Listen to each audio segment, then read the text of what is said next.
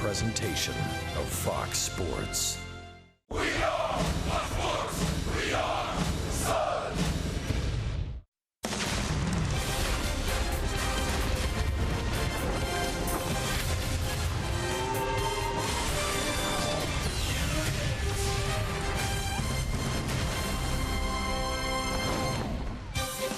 It's always a Kid Sunday on Sunday afternoons here at Tropicana Field, but today is a special one, Father's Day, as we celebrate all fathers watching and here at Tropicana Field. It is a great day to be a dad with the Giants and the Rays here at Tropicana Field. The Rays are 9-9 all-time on Father's Day. They are 4-4 on this homestand. It'll be the battle of Jake Odorizzi against Jake Peavy. Todd Callis alongside Arestas Estrada as we get you ready for baseball on this Sunday. The Rays wrapping up this series and this homestand. And Father's Day and baseball, what a perfect marriage. I think Father's Day, Mother's Day, and July 4th are kind of like so synonymous with baseball. It is like apple pie and Chevrolet. For me, my memory of Leo de Estrada, thank goodness he's still with me, 86 down in Miami, going strong, is when I was about 12, 13, 14. He'd come home from work tired around 5:30 or 6, start getting a little dust, but I would egg him on. He goes, let's go.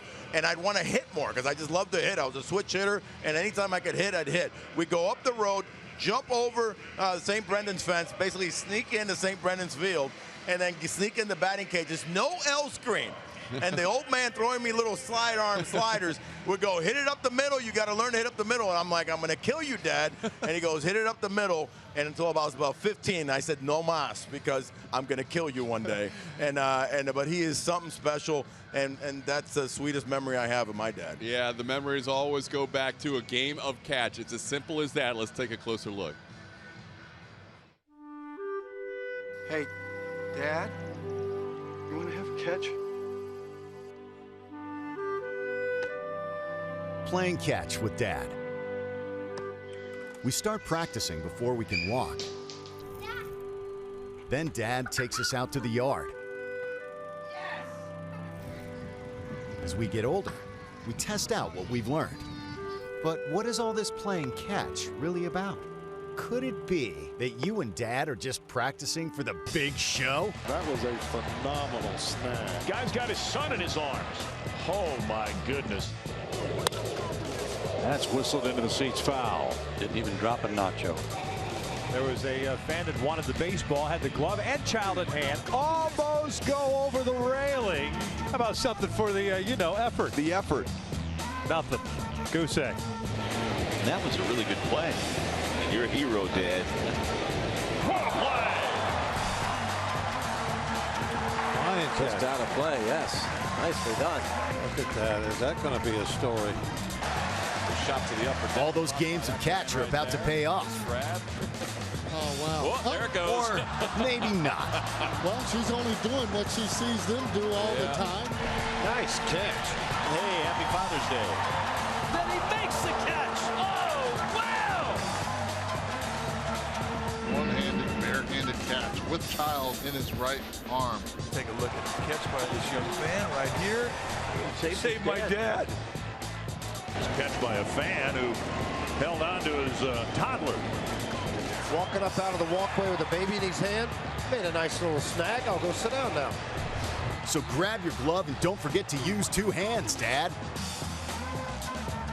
Today's your shot at the big show.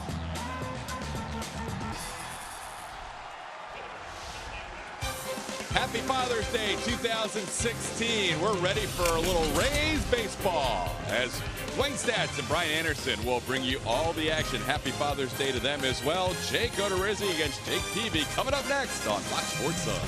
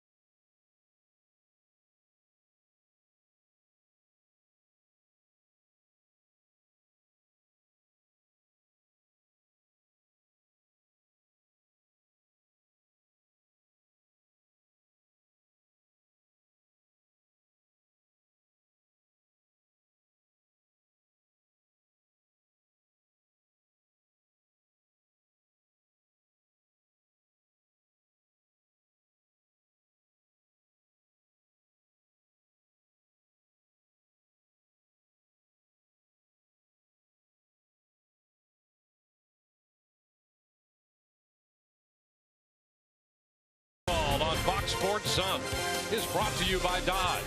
Visit Dodge.com today. By Bright House Networks. By Toyota. Let's go places. And by Tampa Bay Radiation Oncology.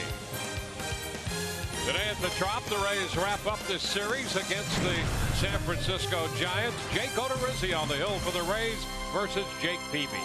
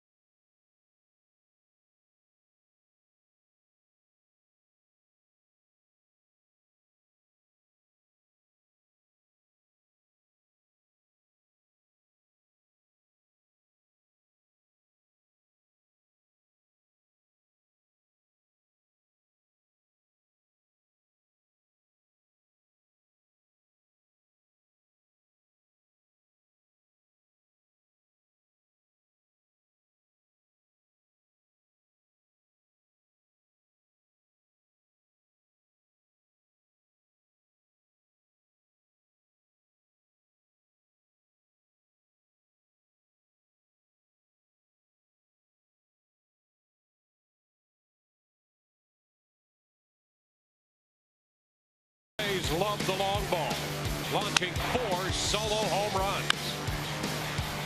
But Joe Paning's 3-run blast in the ninth propelled San Francisco to a 6-4 victory.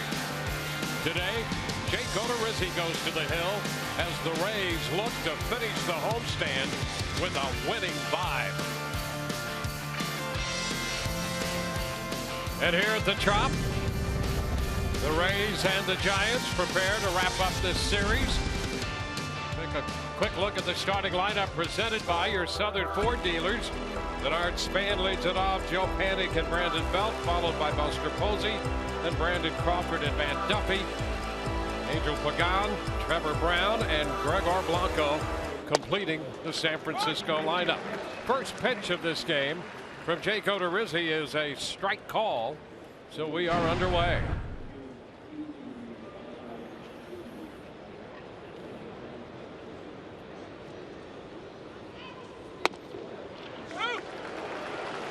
Two quick strikes here on the leadoff man, Span. It's winning the first game 5-1, winning yesterday 6-4. So the Rays are 4-4 on this homestand. Still looking for their first winning homestand of the year. I'll tell you, 2 strikes. And I'll tell you what, that second pitch by Jake Odorizzi called a strike. Keep your eye on that. If these pitchers are able to get that pitch, it's going to be a long day for the offense. That pitch at the kneecaps, maybe just off the plate, a cold strike. Try to take advantage. A cut and a miss. Span out on strikes. That's the way this one begins today. Well, let's take a look at the Tampa Bay defense and see how it's going to line up here this afternoon. Brought to you by Gold and Diamond Source. In that outfield left to right, we've got Dickerson, Jennings, and Matuk. And across the infield third to first, Longoria, Miller, Forsythe, and Morrison, with Hank Conger once again behind the plate.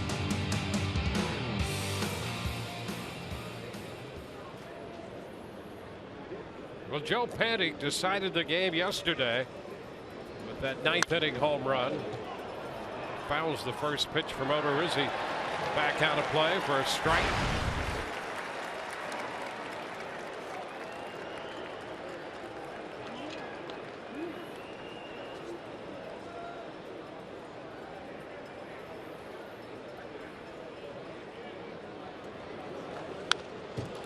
Fouls this one back.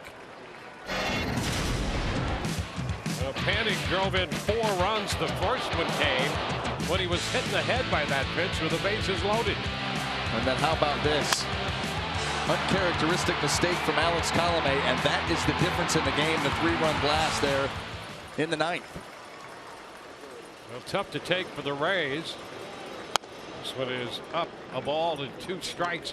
Colome had been letter perfect all year in save situations. That not a save situation. He wound up taking the loss in that 6-4 final. 1-2 to Panic. That's a bit wide. 2-2. The upside of that, impressed by Colome not only by what he's done on the mound, but afterwards. He stood up, took responsibility. So that was a bad pitch. I gave it up. Ground ball right side. Forsythe will make this play. So that's impressive of Alex Colome. Not only what he's done while he's pitched, but to stand there and answer all the questions afterward. And tell it like it is. No excuses from him. And that shows a lot of confidence. I think a lot of self-confidence. That's great stuff. It really is. I mean, accountability, the name of the game, being an honest self-evaluator, not trying to blow smoke and call it something that it's not. You know, I made a mistake. I threw a bad pitch and he hit it out of the ballpark.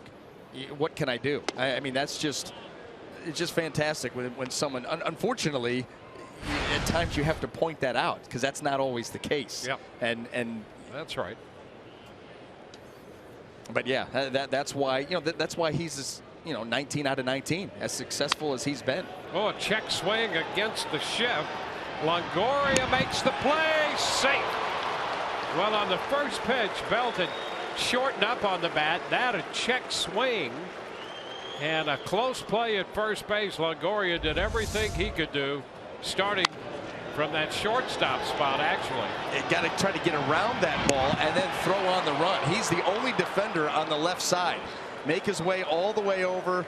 A play that he's very adept at making, just didn't have enough time from the defensive positioning. So Belton was hitless yesterday, stopping a 9-game hitting streak. It's a check swing base hit against the shift to become the first base runner of this game. Here's Buster Posey, the DH. He fouls this one right off Conger's mask, and it dislodges the mask. Strike one. He got a fastball that was out over the plate and was going to take full advantage. And that foul ball, ripped that mask right off, and enjoying a little chuckle there. Buster Posey and Hank Conger knows all about that position. Yeah, Posey commiserating with Conger. Conger says, fine, you're DHing today. Bruce Bochy giving Posey a couple days as the DH here in interleague play.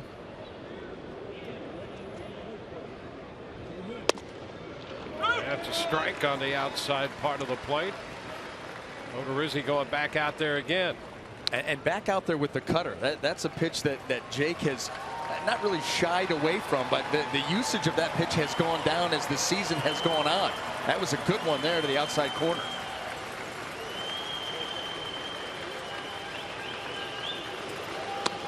Upstairs popping away from Conger. No chance for a move up. You mentioned the strike that was called to Denard Span, and then the pitch here away to Posey. And with Paul Nart behind the plate, he will be a little wide away with that strike. He's not fond of calling strikes up. Who? But Paul Nart, one of your favorites. This one is foul. Out of play. So it's 1-2. You know what? And if I'm Jake Odorizzi and Jake Peavy for that matter, I don't mind that. If you're going to give me a little bit off the plate, if I can establish a strike zone and be consistent around the zone to where that plate opens up a little bit side to side, I'll take that rather than the pitch up, because the pitch up I want to swing anyway. So I don't care if you give me that. I'm looking for the swing and a miss or a pop-up. So I'd be perfectly fine with that strike zone. Check swing and a foul ball. Look out. That almost got the cotton candy strolling through the stands on the first base side.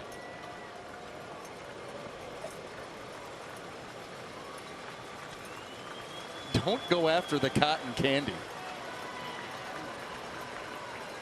Way too important.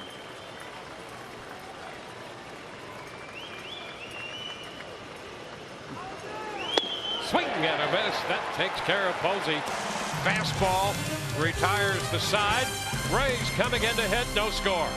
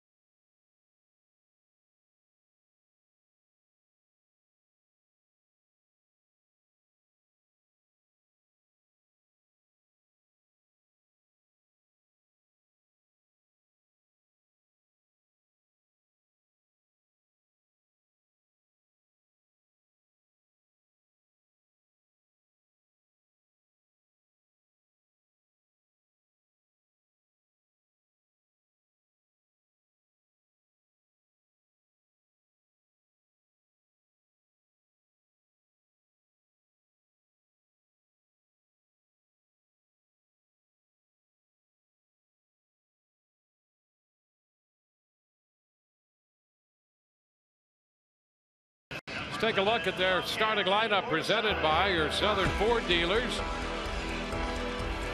Logan Forsythe to lead it off, then Brad Miller and Evan Longoria. Clean up again today is Logan Morrison, followed by Steve Pearce, the DH. Then Corey Dickerson, Desmond Jennings, Hank Conger, Mikey Montook rounding out the lineup. Well, taking the mound this afternoon for the San Francisco Giants, it is the veteran Jake Peavy making his 14th start of the season. And you see the numbers, and we'll get into it, but the turnaround, his last 4 starts has been pretty amazing. And this was a guy that started out the season, first 9 starts, his ERA was over 8 with a 1-5 record, but in the last 4, an ERA of 1.82 to go along with a 2-1 record. Pitch is up to Forsythe, taking the count to a ball and a strike.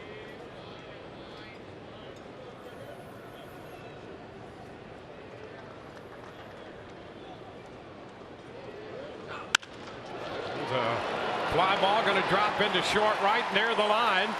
Forsythe will turn first and hold as Blanco gets over there. So a base hit. The Rays put a man aboard. Well, let's take a look at that Giants defense and see how it's going to line up. Brought to you by Gold and Diamond Source. In the outfield left to right, we have Angel Pagan, Denard Span, and Gregor Blanco. And across that infield third to first, Matt Duffy, Brandon Crawford, Joe Panik, and Brandon Belt, with Trevor Brown back behind the plate.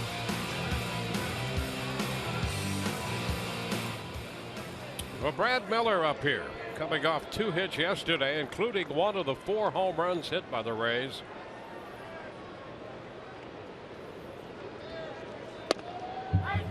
Pitch down and in. The good news, the Rays with 98 home runs and 4 in yesterday's game. The bad news is what they've done with men in scoring position. That has been an issue. And the thing about it, Dwayne, it's been an issue for both parties. It's been an issue for the Rays recently, and it's been an issue for Jake Peavy really all season long. The numbers against him with runners in scoring position sky high. So if the Rays can push him a little bit, something's going to have to give. Rays have had issues scoring at home. Right now, they've gone 4 for 38 in the past 4 games with mid in scoring position. That's 105. Base hit up the middle. Forsythe heads to third. Rays will have men on the corners with nobody out. Well, there's a great start. Just like that, the Rays have a threat and a man in scoring position. And Jake Peavy, you know, he is not the same pitcher he was 5-10 years ago with the power stuff. So he needs to be precise with his pitches, precise with his fastball, and really the key to his turnaround when you talk to the Giants people is the breaking stuff. The breaking stuff has had a sharpness to it, an edge to it. It's been tight, and that's the difference. He's going to have to be good with the breaking ball and obviously good location with the fastball. Cannot pitch out over the heart of the plate. Here's Evan Longoria. And he's after the first pitch, hits it foul. For Toyota inside look. Evan Longoria, 17 home runs overall. 8 of those have come in June. Will Myers has 9. Edwin Encarnacion and Evan each with 8, along with Adam Jones of the Orioles. Weather heats up, so do the bats.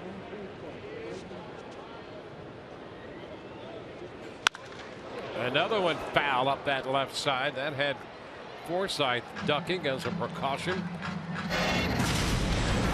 Well, in the game yesterday, Longoria homered his first time up.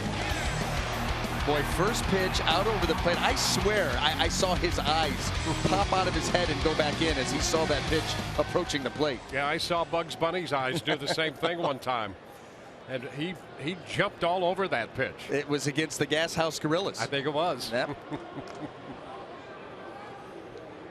A 2-strike count right now. He's been aggressive here on Peavy's first 2 deliveries.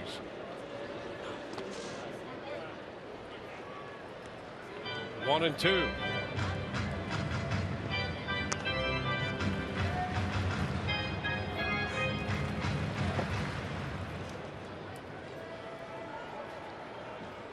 Rays with a great chance to break out in front early against the veteran right-hander. Miller back in at first.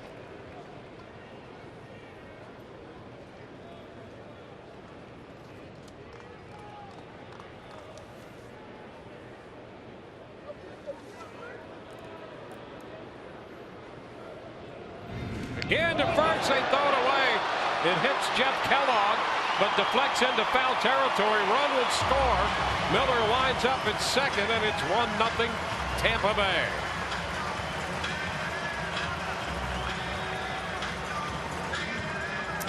Now just making a mistake with the throw right here. The turn, and that ball just sneaks in underneath the diving Brad Miller. Forsythe is going to come home. That was a throw that just got yanked by Jake Peavy. Cost him a run and another man in scoring position. Peavy's first error of the year.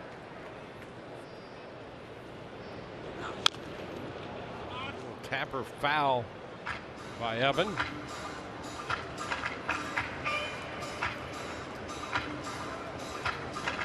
So now Miller's in scoring position.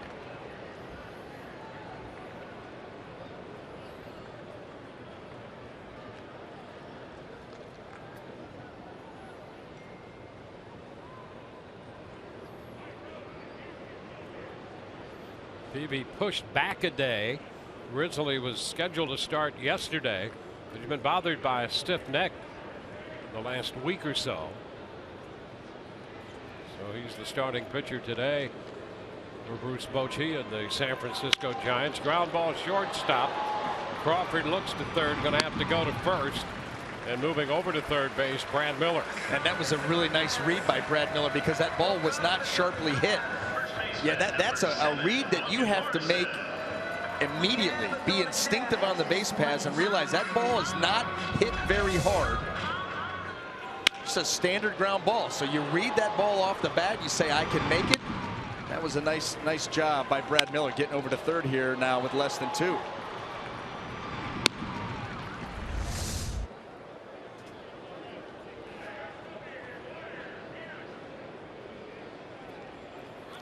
So here's Logan Morrison.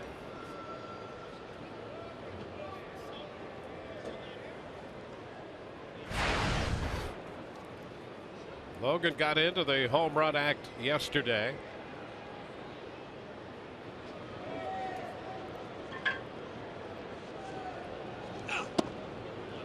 Pitch is inside.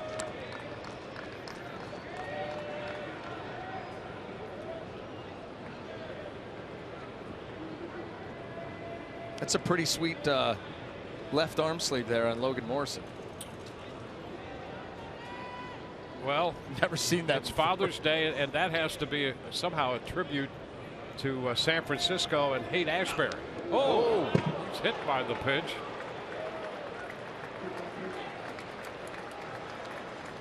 And that one hurt. That cutter got up and in. You could see the expression on Logan Morrison. Not real happy where that got him. Trying to cut it. Keep it close. Inside of that elbow.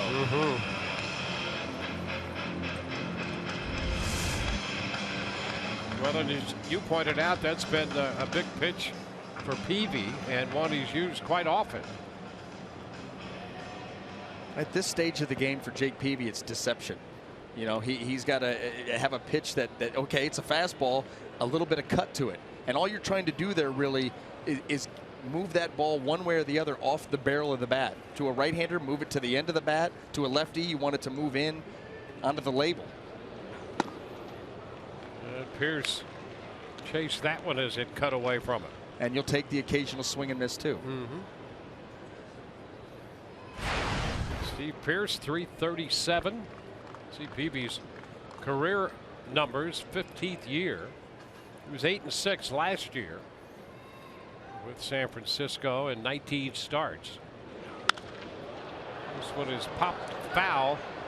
Brown after it, back near the on-deck circle, and Belt. All of a sudden, Brown thought Belt was going to take it. All the while, Belt thought Brown was going to make the play. And so it falls, and Pierce will get another chance. Well, we've seen a couple of these. Saw one go against the Rays yesterday, and here, no communication. And you could see Trevor Brown, I don't know if he knew where that ball was, because at the last minute, he was looking for help. Brandon Belt, assuming the whole time that he had it, couldn't get his glove around in time. That would have been a huge out with Steve Pierce. Steve Pierce, you talk about a second life here. So it's strike two and an error charge to Belt.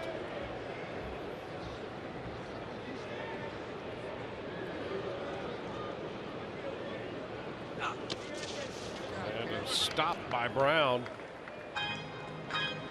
1 ball, 2 strikes. Belt charged with an error in yesterday's game on that interesting pickoff attempt.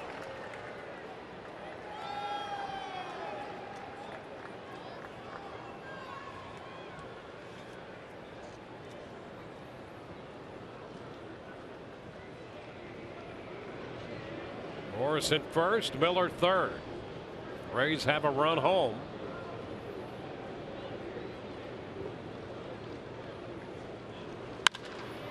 And this one popped into right center field.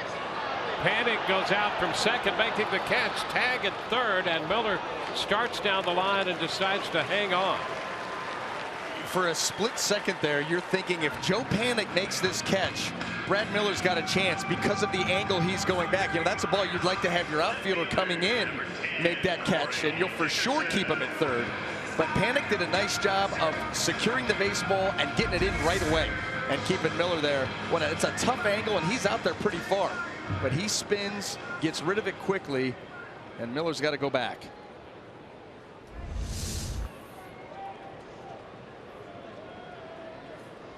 Still first and third, 2 outs for Corey Dickerson. Dickerson 5 career at bats against Peavy, 0 for 5. And the pitch is a strike on the inside part of the plate.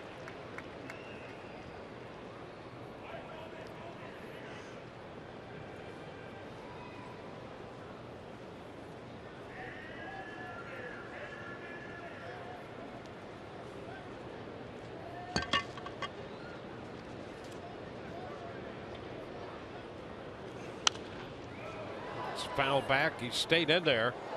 Peavy did. That was the cutter. First pitch was a fastball. Now he's trying to cut it in on him. The one thing that everybody knows about Corey Dickerson, you watch him enough, he wants to get extended. He wants to get his arms extended. He'd prefer to have that ball out over the plate, maybe down just a little bit, where he can really get that uppercut swing and that power into the game. So you see teams go slow with him, a lot of curveballs, and then the fastballs, you know, a lot of fastballs try to crowd him. But you better get it in there.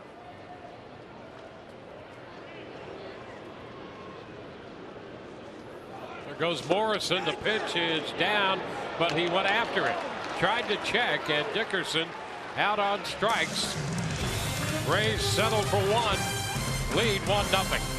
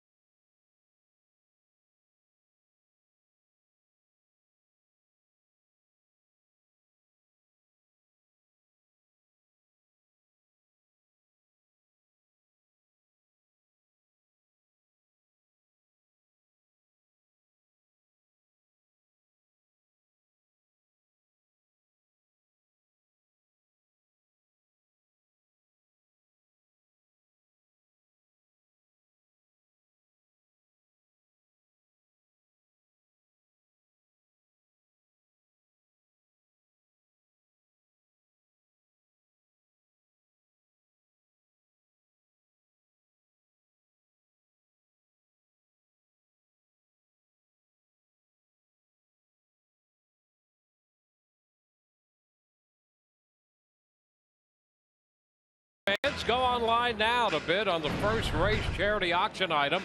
A party at Tropicana Field. A unique experience provides the opportunity for you and 31 of your closest friends to enjoy a game from a suite, throw out the first pitch, attend batting practice, and a lot more. Proceeds benefit the Rays Baseball Foundation and the Tampa General Hospital Foundation. For more info and to bid, visit raysbaseball.com/auction. That was really good. That was really good. A lot going on in that. There was a lot going on. And the one thing that I noticed is going on, and it's a question for you. If you had to, could you pick, do you have 31 friends? Well, that's a good question. I was wondering about that when I was promoting that. Got my auction. attention. Yeah. I could go probably 5 to 7. If you have a party, how many of your closest friends are you going to invite before you get to the extended friends?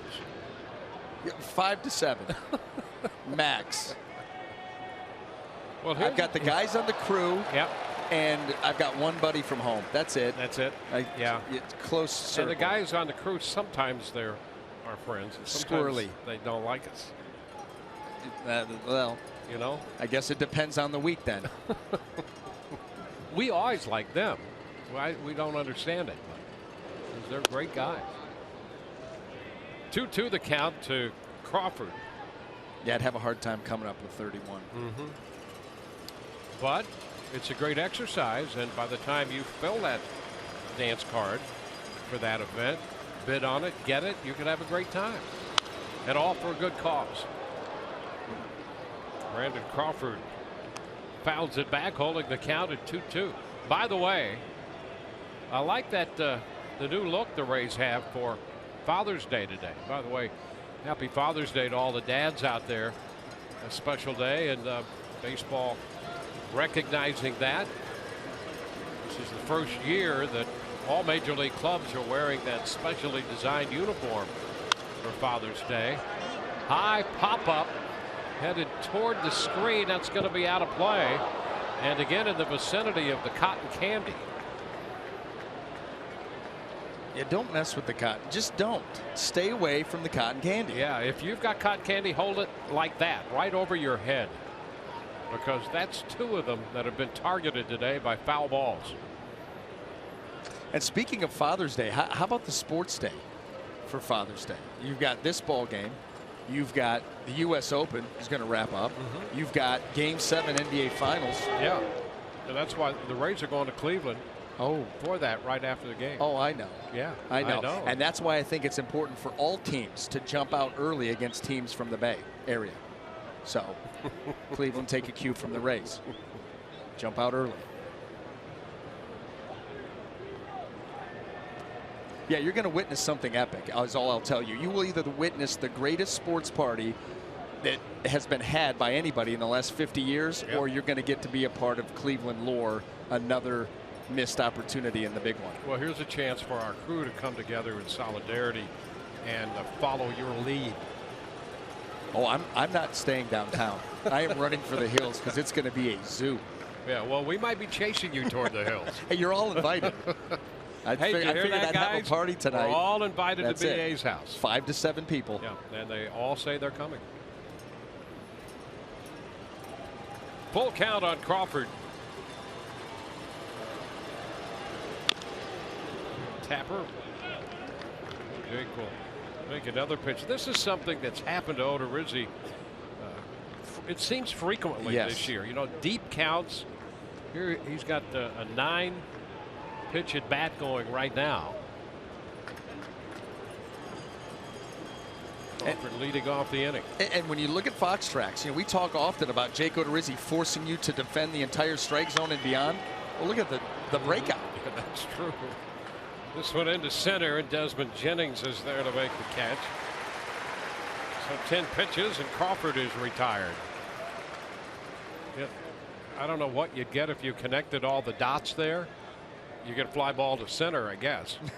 That's exactly what you would get. But he does. He forces you to defend the entire strike zone. Fastball up, down, in, out, change up, down. You know, he'll cut it. You know, the sliders become a big part of his arsenal. Curveball. Yeah, you have 2 pitchers here who are not challenged when it comes to a selection of pitches they could throw to a hitter at any given time. Pitch up to Matt Duffy.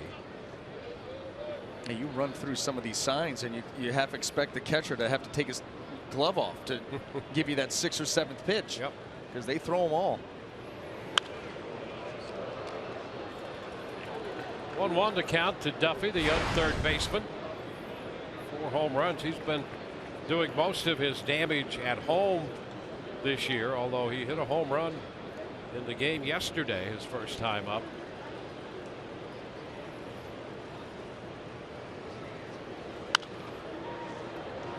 One and 2, that foul ball out of play.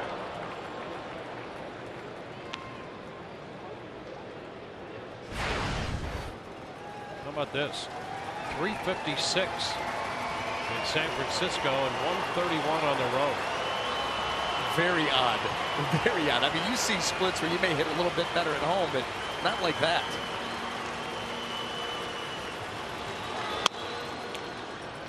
Upstairs with a fastball. Would not go for that one. And the count is 2-2.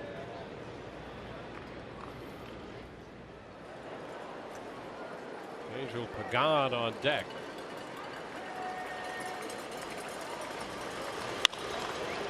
Into short right. Montook closing is there.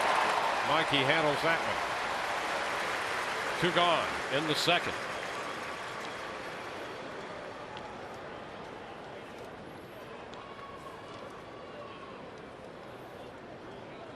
Left fielder, number 16, Angel Pagan.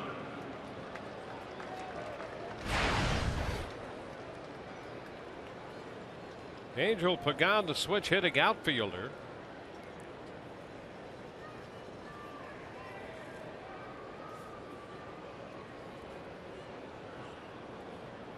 He's 0 for 8 in this series. Hitting .272 right now. ball, no strikes. One thing, we talked about it briefly in the first game, really the first time through the lineup we saw this Giants lineup.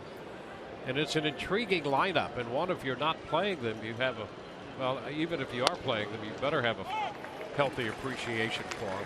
I could see where this would be a fun team to watch from an offensive side of things, day in and day out, with the kind of lineup they put together. Gritty at bats. Yep. They make you work. Everybody up and down the lineup. No blowout superstars. I mean, you got a Buster Posey, of course, and a Brandon Belt who's having a great year, but they just got blue collar, hard-nosed baseball players who are fundamentally sound, understand the game, understand situational hitting. And you're right, up and down, you get good at bats. Logan Morris, a nice pickup. Odorizzi there to cover. They make the play in time, and it's a 1-2-3 inning. Through an inning and a half, the Rays lead 1-0.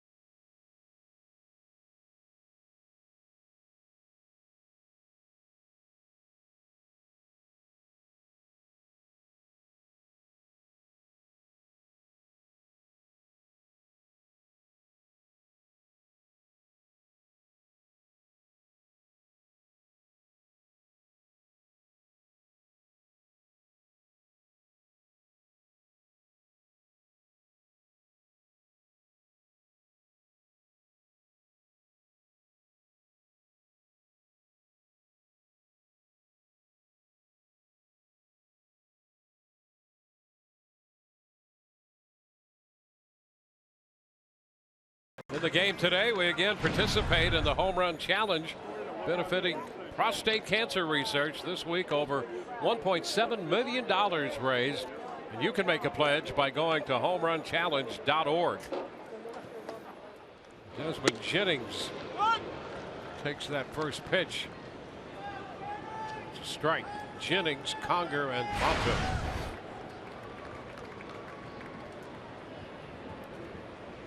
Desmond pushes a bunt, first base side. Does he get by Belt? He is going to be out for the time being. And we'll see. I don't think he got him, Dwayne. Well, let's take a look. Jeff Kellogg made the call coming down from first. And Kevin Cash wants them to take a look. Yeah, he didn't get him. Nope. Well, Desmond called it when he right there. He knew it. Yeah. You know when you get tagged, and he did not. And hopefully the Rays get that look. Yeah, he's going to get this one overturned.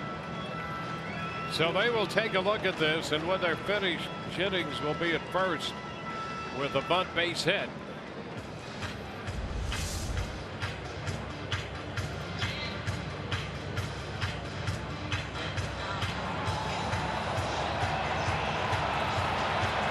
So Jennings will lead off this bottom of the second with a bunt single. Play under review. And I like that idea by Desmond Jennings. Oh yeah, trying to push that ball to the right side. If you get it past the pitcher, and you put it in that area where the first baseman, it's a do or die type of play. He's able to outspeed him.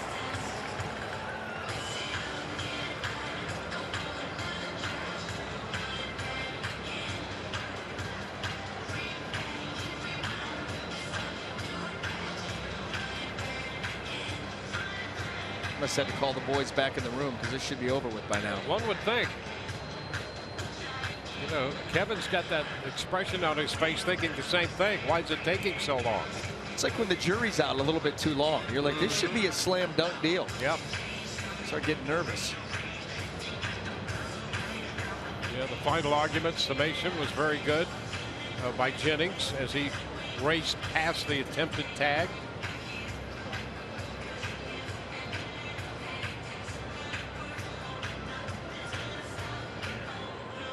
You know, the only other thing that they might be considering is the running lane, but he was clearly in that, and so he is safe. I think, or they could have been considering pepperoni or no. Well, maybe mushroom. That's a possibility as well. And there it is. Again, a great look. And you're right in that baseline.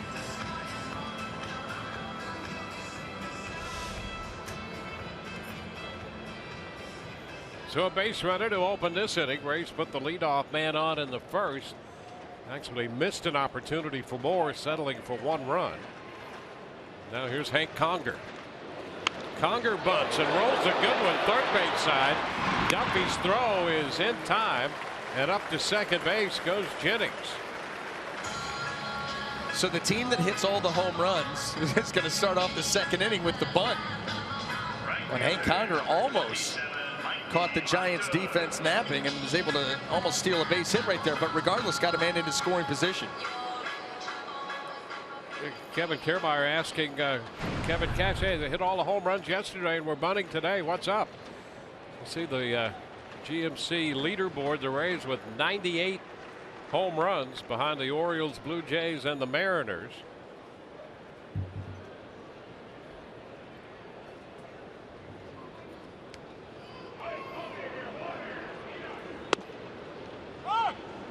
Montook with a man in scoring position. First pitch is a strike.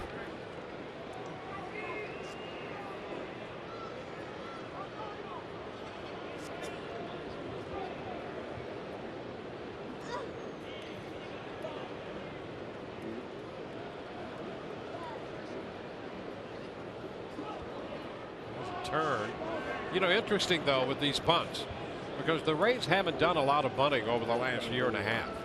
And they have recently done a little work on that, practicing. So they may be of a mind to incorporate more of that into their game. Dwayne, we've been talking about it for a long time, and we've talked about the number of home runs. We just saw how many, 98 home runs. It's a huge percentage, you know, of runs scored for this team, one of the highest in all of baseball. And I think that the feeling is you just can't be one-dimensional. We've talked about situational hitting. You got to find other ways to score runs, you know, when possible. Yeah. So every now and then that bunt is going to make some sense. And I think that's especially true in this ballpark, their home ballpark, where they're under 500, 15-19. And a big part of that is lack of offense. Montook strikes out here in the second out. And Dwayne, it's funny you say that about this ballpark too, because you know, yesterday I made the comment, I bet you that Joe Panik at some point tries to lay down a bunt for a hit. Well, he was bunting for hits, you know, during BP, just kind of laying them up that third base line, and that ball rolls true. It rolls true. And so he had thrown down a number of good bunts that I said, you know what, he's feeling pretty good with that, and thinking to himself, you know, maybe at some point I try to steal one. So it would make sense here. Logan Forsythe takes a pitch, and hey, that's in the upper part of the strike zone. He called it a strike. So we've seen Nart call that pitch away a strike, and now that pitch up. And if he's calling that one as well as that other one, that's a big strike zone.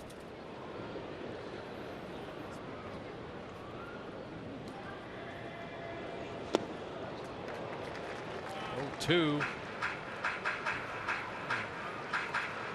Up and down with that cutter that time.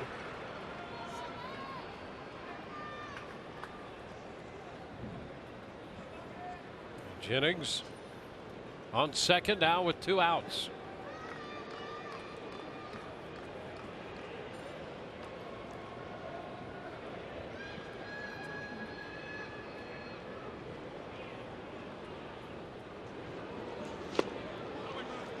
It's a ball, 2 strikes.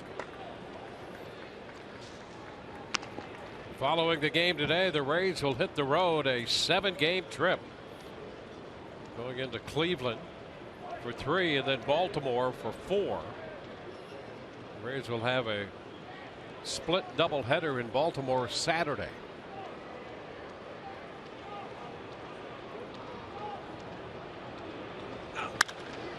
High foul. That's going to make the stands. Count remains at 1-2. Split double headers. That is a full day of baseball. Yep. Remember when you were a kid and you just pined for a doubleheader? Yeah. Spend as much time as you possibly could at the ballpark. Yeah. Your wish is going to come true and even more. And more. It always. See, I tried to do that in everyday speaking, and it doesn't work as well as when you pick your spots. Yep. But you're right. You get that first game, then you get a long break. Down to short, comes up on Crawford. Everybody's safe. Over to third goes Jennings. Uncharacteristic. Yeah. We have sung the praises of this infield. Yep. The way that they have gotten after it fielding, and this ball right here just eats up Brandon Crawford as he goes down for it. Pretty routine right there, but it happens from time to time, right off the thumb. Yeah, that's his 4th error of the year. And you're right, when you look at this inner infield, the inner defense, they are all plus defenders. Quality defense, and Bruce Bochy looking on, wondering what he's seeing right now. Not used to seeing that. No. Here's Brad Miller. Well, this team, came into the game right at the top of the heap in fielding percentage, second fewest errors.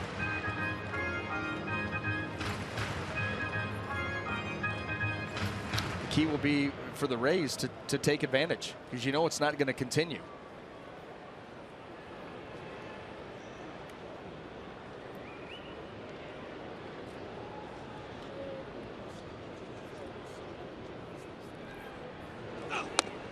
Pitch upstairs.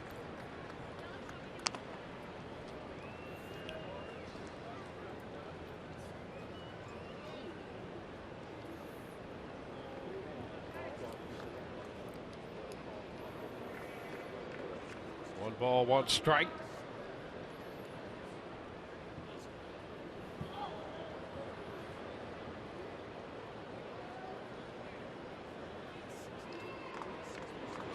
Runner breaks from first. There will be no throw.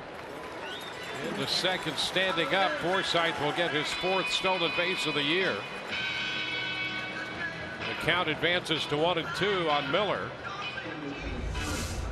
Well, only the 2nd stolen base off of Jake Peavy, and you see Logan able to go in standing up, another runner in scoring position. Listen, they wanted to get Jake Peavy in these situations, and they're taking it pretty seriously here early on. Settled for 1 run in the first. Will take a 2-out hit to do something here in the 2nd inning. Short of another giant miscue.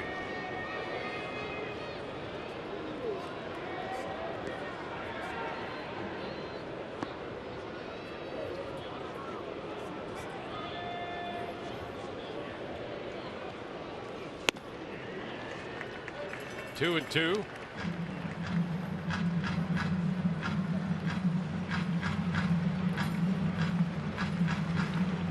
Evan Longoria would be next if Miller can extend the inning.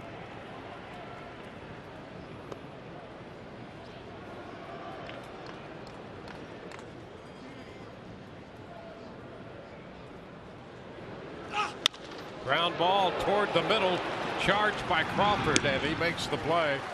The Rays leave 2 men in scoring position, do not score. 1-0 Tampa Bay.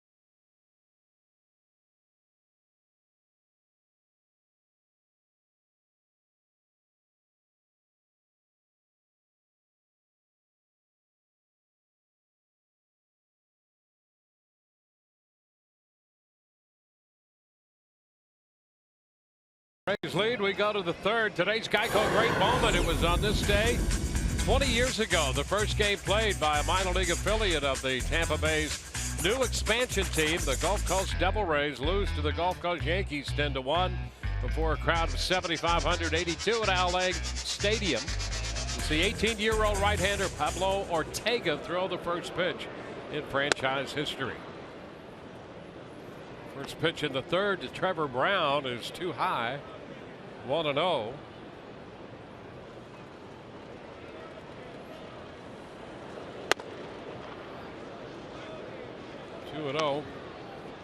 Two players who played in that game, and only two, made it to the big leagues to wear, at that time, a Devil Rays big league uniform. Alex Sanchez and Victor Zambrano.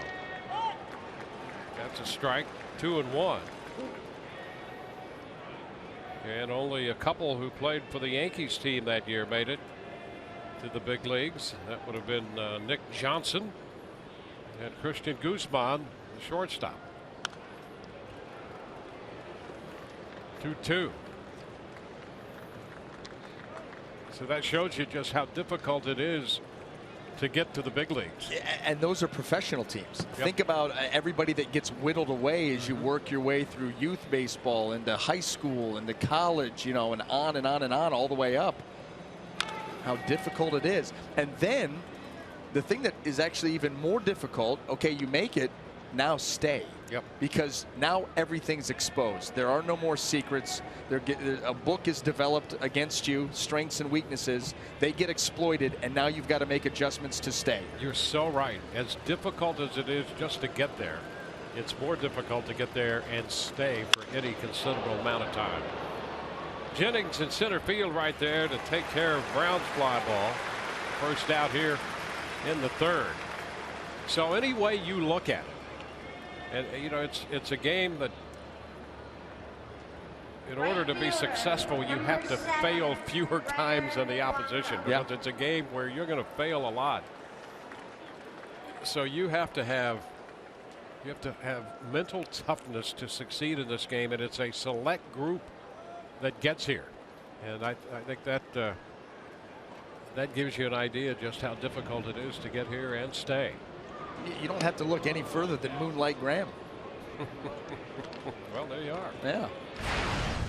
You know, speaking of that, and we'll see if he can get himself into the game. The Giants have a pitcher on their club whose dad played professional baseball in the Oakland system. Blanco takes a strike and got called to the big leagues with Oakland. They were short a pitcher, injury. He was going to start, and for whatever reason they decided not to start him and start Dave Stewart, who's now the GM of the Arizona Diamondbacks. Stewart started. They sent him back to the minor leagues, and he never got to the big leagues again.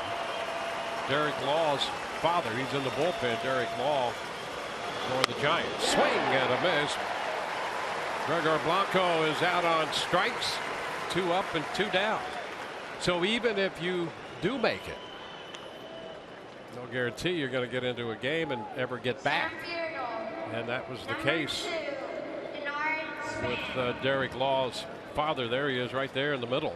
And so the son makes it.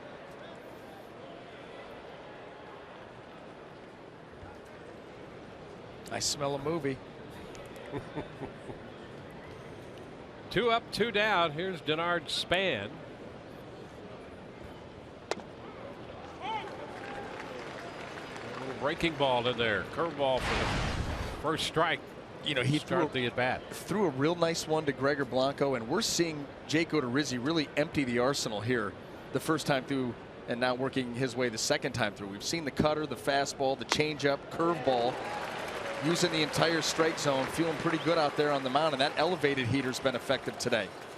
Yeah, that's nice. Curveball, get strike one, come back with hard stuff up. Yeah, and there, right there's your difference. He went about 20 plus miles an hour on those 2 pitches.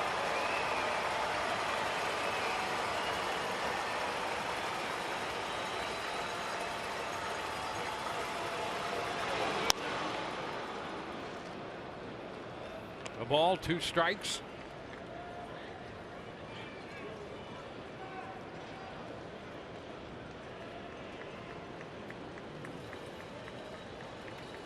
Giants in here off a 7-game winning streak now, holding a 6.5-game lead in the National League West. And Span misses the fastball, 1-2-3 with a couple strikeouts. Evan Longoria will open the bottom of the third. Rays lead 1-0.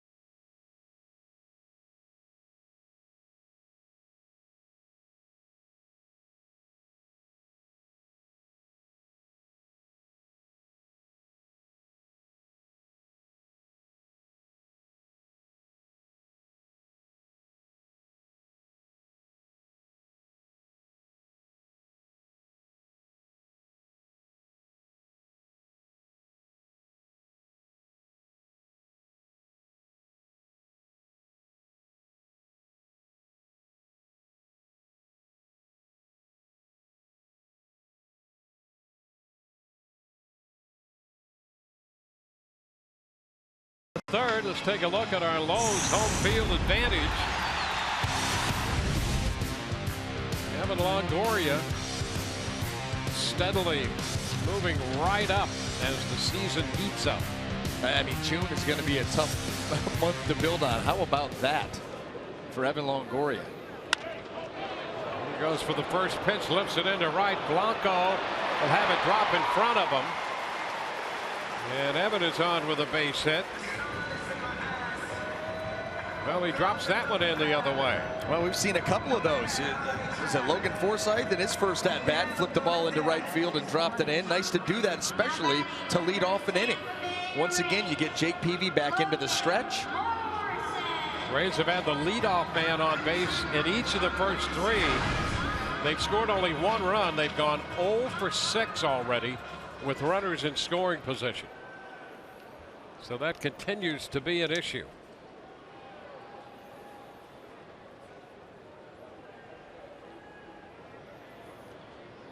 Logan Morrison hit by a pitch his first time.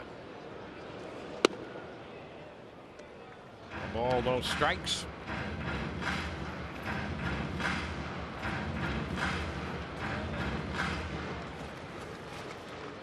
Peavy coming off a win a week ago today over the Dodgers in Los Angeles. He pitched 6 innings of shutout baseball, allowing 4 hits. This one deep but well foul up the right side. Takes the count to a ball and a strike.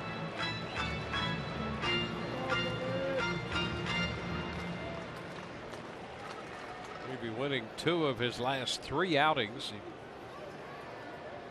He pitched 7 innings in Atlanta, gave up just 1 hit, no runs, and then lost a game to the Cardinals 6-3.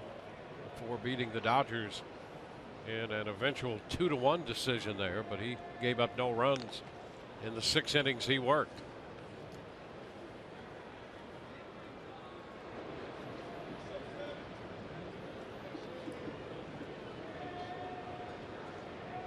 With a run, 4 hits. Giants have been charged with 3 errors in this game.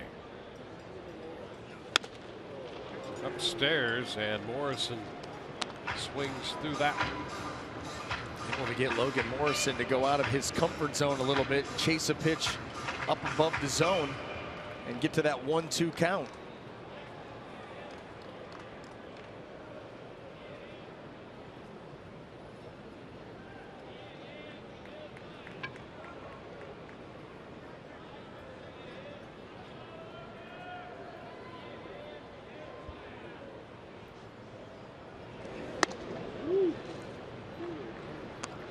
2-2.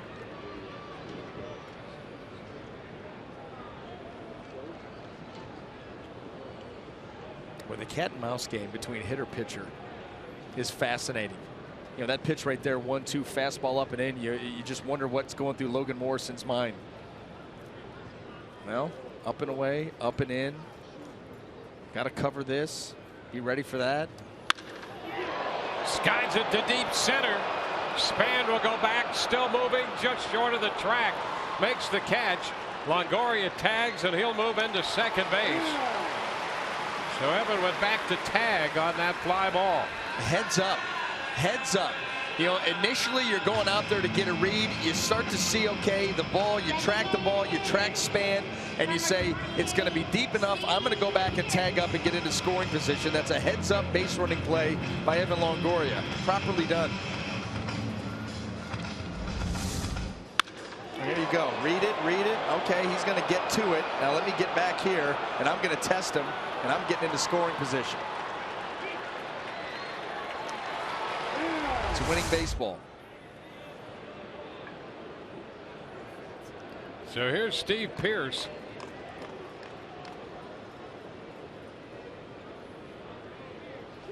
Rays again with a man in scoring position. And there's that strike up and away. So Nard in a strike calling frame of mind so far in the early part of this game.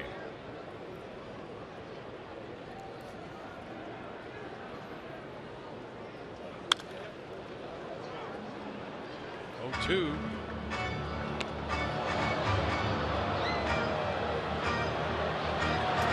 I've got another contender, Dwayne, for the stare down. Steve Pearce, Ned Yost, Jake Peavy, a three-way. Yep. That could get weird.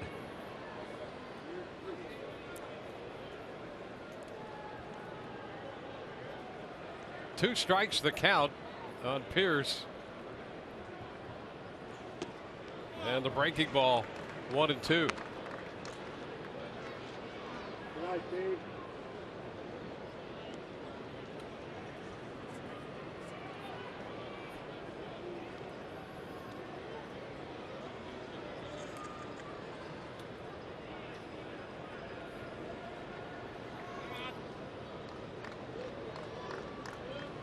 Now, you're not sure who Peavy is staring down, the hitter or his catcher.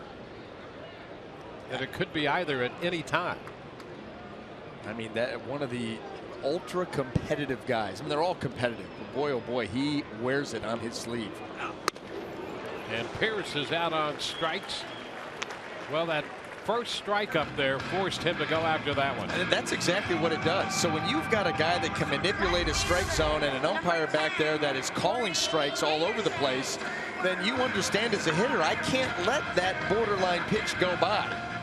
And Jake Peavy smart enough and good enough on that one to take that cutter upper part of the strike zone right to the edge.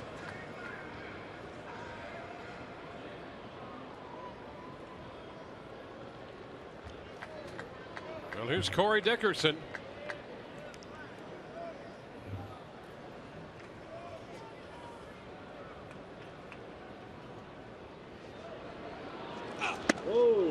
When way in, they worked him in and struck him out in the first inning.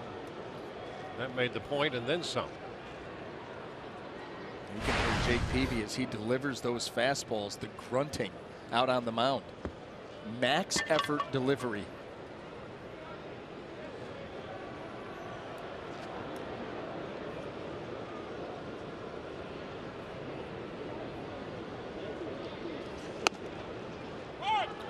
Soft strike there around the knees, 1-1. And not a huge difference between his changeup and the fastball. Maybe 6-7 miles an hour on the high end. Kind of a slurvy breaking ball. He'll cut it, tries to use both sides of the plate.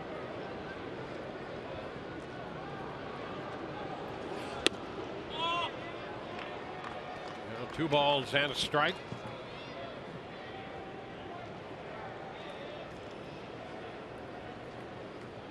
Rays left 2 men on in the first, 2 men on in the second. Longoria is at second base here in the bottom of the third.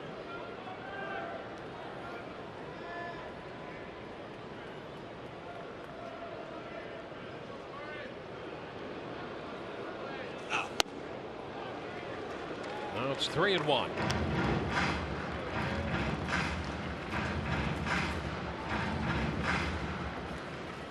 Desmond Jennings on deck.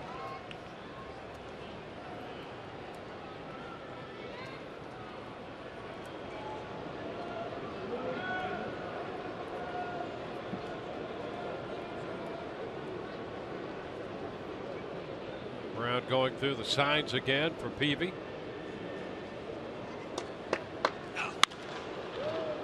Foul back. Came in with the fastball and it was foul. And out of the stretch, he hurried that delivery a little bit more than he had on the prior pitches in this at bat to Dickerson. Well, if you're going to challenge Corey Dickerson in a 3-1 count, you've got to do something a little bit different. You're not going to outpower him with the fastball, so you maybe try to speed things up a little bit, give him a different look, try to throw the timing off any way you can. Savvy veteran, and that's what he's trying to do here to wiggle out of this jam.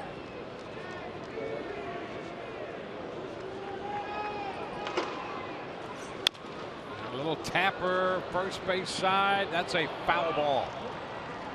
Just foul up the right side. And you know, we love to show those ground balls up the first base line, but Brandon Belt, I think, was trying to bust it to get to that ball before it went foul, because it certainly started in fair territory. Right here, started in fair. Now go and get it before it bounces foul, and not in time.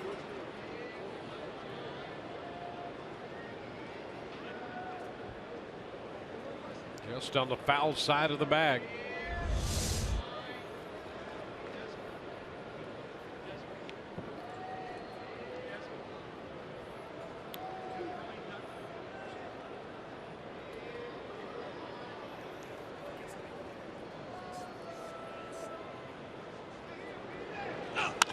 And he pops him up.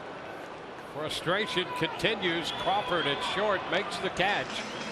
And the Rays now 0 for 8 with men in scoring position, leading 1-0.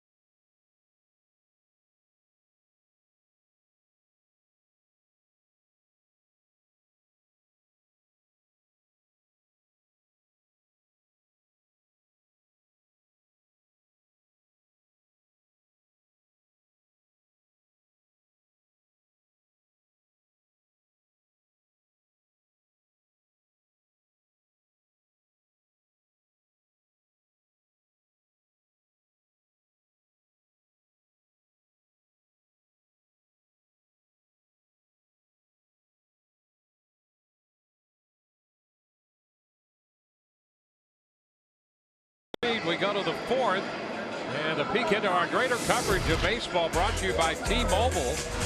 And how about this, Tim Lincecum? Number one, we're not even sure it's Tim Lincecum because where did the hair go? But back yesterday for the Angels, first start since June of 2015 with the Giants. And he got a win through 98 pitches, all of that after the degenerative hip surgery early last September. and was acknowledged by the crowd there in Oakland. You know, coming in as a visitor within the division, pitching that well against them, and understandably so. He roundly applauded for his efforts. The Angels signed him about the 3rd week in May. Weren't we out there? And now, yep, and now pitching, and gave him a great outing right there, deep into the game. Here, Jake Odorizzi, 50 pitches through the first 3. He's ahead of Panic, a ball and 2 strikes. Belt to follow, and then Posey. Lifted into shallow left. Dickerson is there. 1 away. Boy, that's been a big pitch for Jake today. The elevated fastball, we've seen a number of them swung and missed at. And then he gets that one right there, the soft little fly ball. Pop-ups and swings and misses. That's what you're looking for with that pitch. And it has been very good. He's gotten it to the areas he wants to get it. That ball up above the letters. And he's coaxing this lineup into swinging at it. Brandon Belt. Just asked for this one up. That was great. That shot there of Hank Conger calling the pitch and then giving the little hand flip like, I want this pitch and I want it elevated. Don't want to elevate that one. And he throws it for a strike, picking up that outer edge down. 1-1. First time Odorizzi has faced the Giants, and not one of these hitters in the lineup had faced him before. There's a shot. Down the right field side, and a fair ball and gone. Belt hits his 10th home run of the year.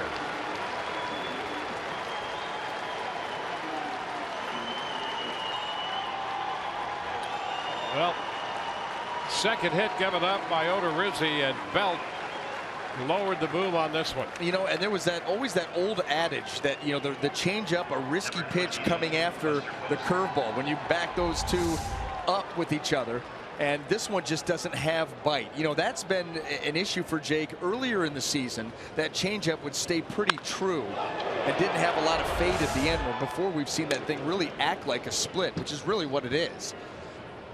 That one did the same thing. You know, he's had the couple of starts where that ball really started to bite again, and he started getting swings and misses off of it.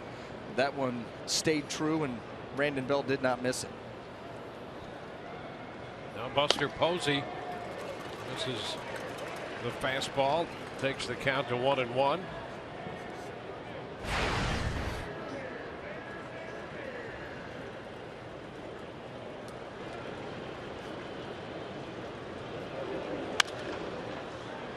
Out of play. Now the Rays missing opportunities to the tune of 0 for 8 with men in scoring position through the first 3. So that home run by Belt critical to tie the game. He has both the hits surrendered. One was that little check swing base hit against the shift, and now the home run. And that's where it gets frustrating, and you go back to the situational hitting. All of the chances that the Rays have had, all the trouble that Peavy's been in, 1 run to show for it. Jake Odorizzi has been cruising. 1 pitch out over the plate, we got a tie game. And he strikes out Posey. Posey went after that fastball up. Second time he struck him out. Just overmatched on this particular pitch, and it's been a number of guys in this lineup stay behind it, drive it up and away, just cannot get there.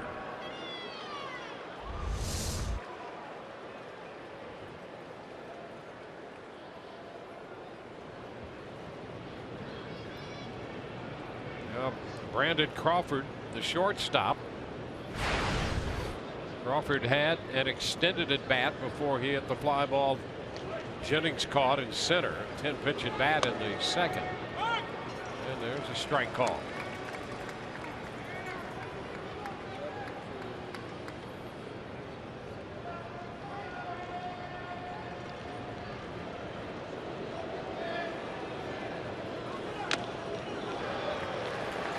Two.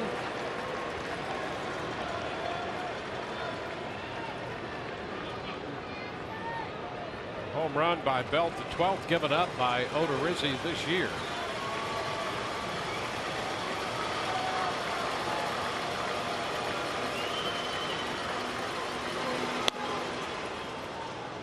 One ball, 2 strikes.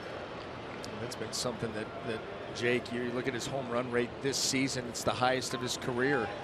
You know, a lot of that has to do with the elevated fastball, because if you don't get it to that spot, between that and the split that hasn't had a ton of bite to it, you can get hurt.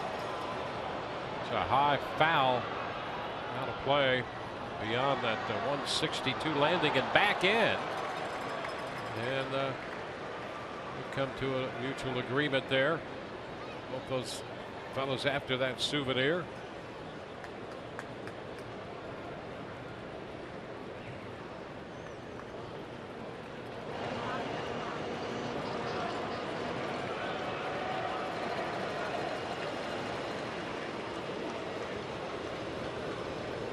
Everything away to Brandon Crawford.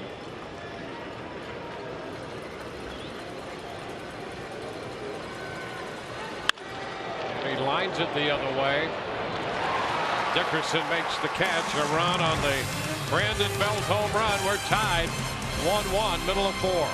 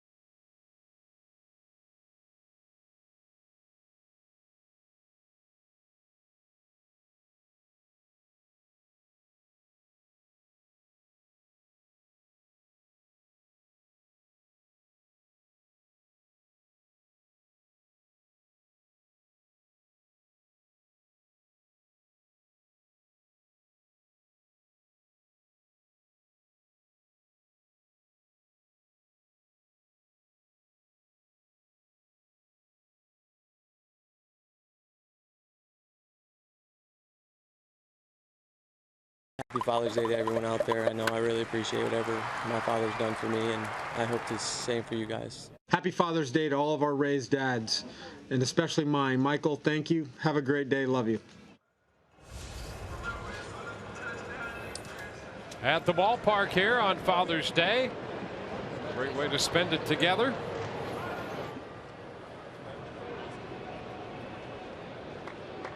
Headed into the bottom of the 4th. Desmond Jennings takes the ball. Desmond bunted his way on the first time.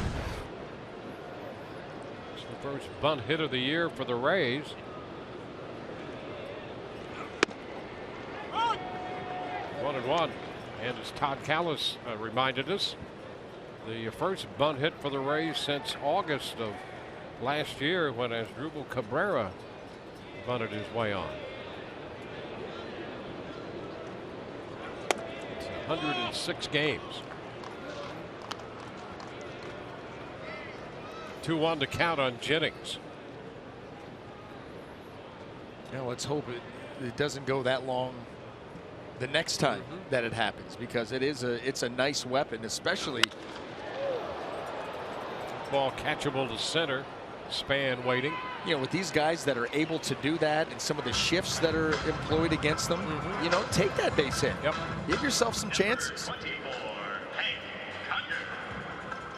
Conger put down a sacrifice bunt in the second after Jennings reached.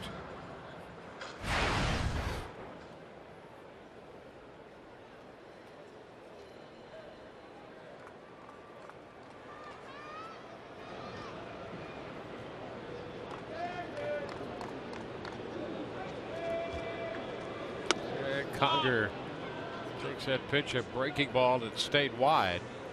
1-0.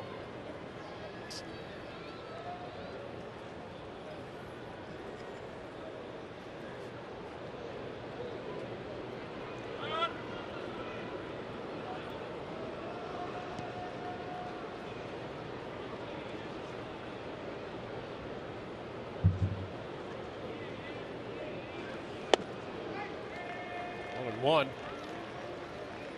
Baltimore, the Blue Jays, and the Orioles. In the bottom of the second inning, Toronto leading already 4-3 in that game. It's the bottom of the second.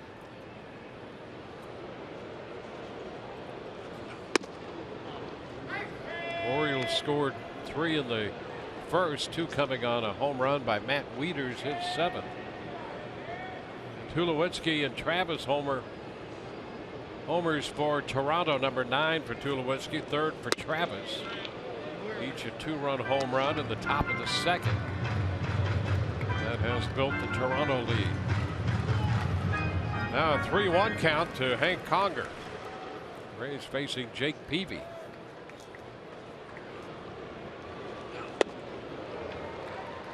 And the count is full. Add and subtract. Just a little bit taken off of that pitch. Got Hank Conger a little bit out in front. You know, you get a hitter aggressive in a 3-1 count. He wants to go. He wants to swing. Oh, he swings and hits one high and deep, but it's foul. So the ball came down, grabbed by Belt, but it's a foul ball. It's a nice job by him to stay with that. Yeah. We know that just regular pop-ups can be difficult in this building, let alone one hammered like that, foul off the catwalk, off something. Comes down fouled. It's a dead ball, even though Belt caught it. And we'll see another 3-2 pitch to Conger.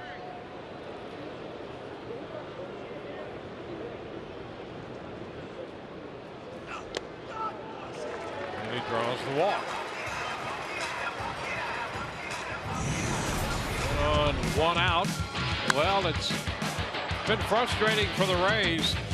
They got a run in the first, but 0 for 8 with men in scoring position. And that just continues that trend. And Dwayne, you mentioned it early on, 4 for 38 coming in. Now make that 4 for 46 in the last 5 games. And all of these missed opportunities for the Rays, they've scored 1 run. I mean, the Giants have had no opportunities. Game's tied. Pop 1 out of the yard, and that's where you're at. That's where it gets frustrating, and I'm sure Kevin Cash feels the same way. Mikey Montook. Oh, all these guys do too, though. You know, they get these opportunities, and you've got a chance to push a guy a little bit, blow a game open, take an early big lead, and it doesn't happen. You just start to wonder if the chances are going to dry up.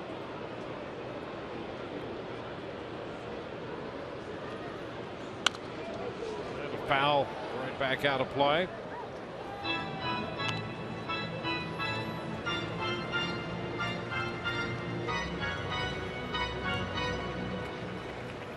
Peavy won a Cy Young Award in 2007. An All-Star 3 separate times. Pitched his way out of trouble in the first 3, 1 on, 1 out in the 4th. That will move the count to a ball and 2 strikes.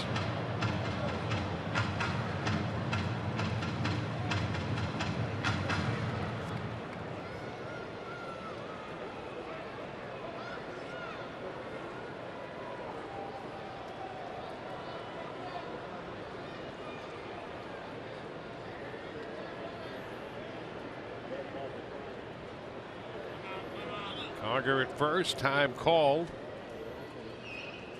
The lefties have hit .345 off Peavy this year, and so it's one of the reasons Conger was in the game.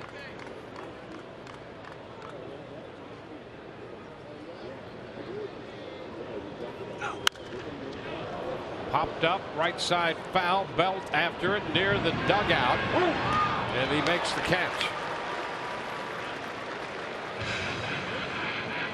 2 gone. Go back around to the top of the lineup. Stay cool this summer with the Rays floppy hat presented by the Florida Department of Transportation.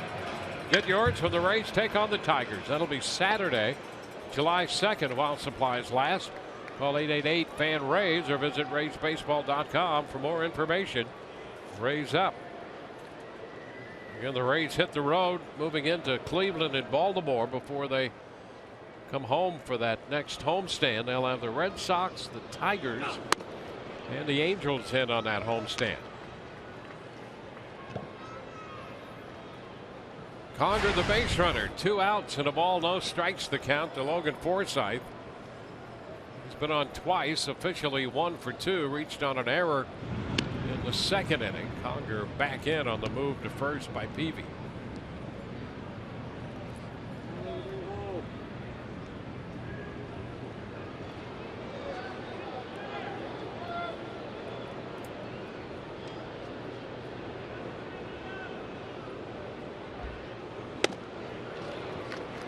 One.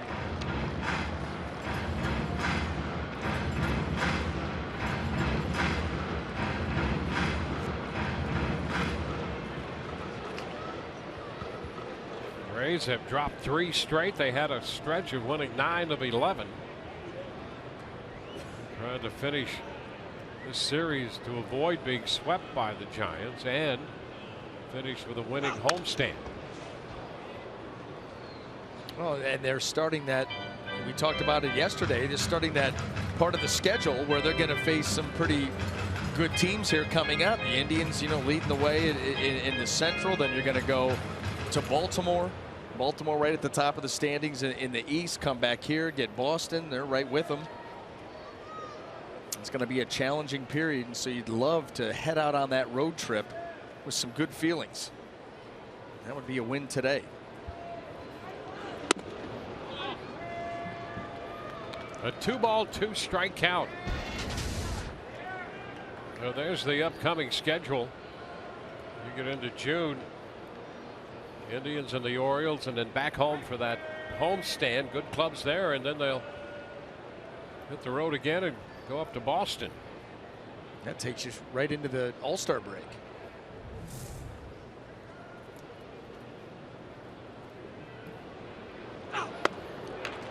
Forsythe out on strikes. Cutter got him. Rays leave a man. Tied through 4, 1-1.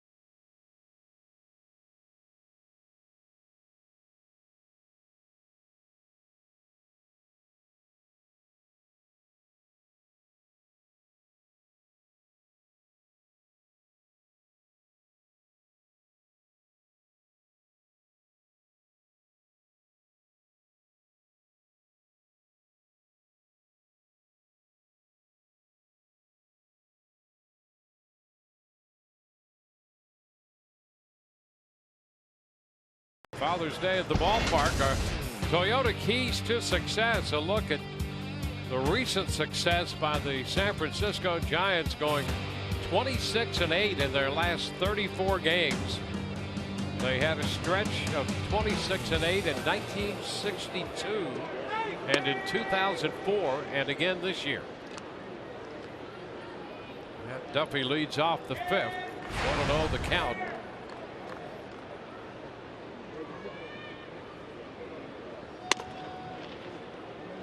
Now 2-0. Right now on a 7-game winning streak, the Giants. They won more one-run games than anybody else in the big leagues. They're 16-7. Shot back into deep center field. Jennings still going to the track, and it's going to be off the wall. A double for Duffy. Well, Duffy has big-time power, as we saw when he hit one out to left in yesterday's game, and hit that one a long way to center off the center field wall. Yeah, and very close to getting out of here. This fastball stayed middle of the plate, and it did not have that elevation. Duffy able to get down and through it, send it on its way, and look how close this gets to getting out of here. Maybe a foot. Maybe less. So the leadoff man is in scoring position for the Giants. They got their run in the fourth on the Brandon Belt home run. Pagan fouls it back, strike one.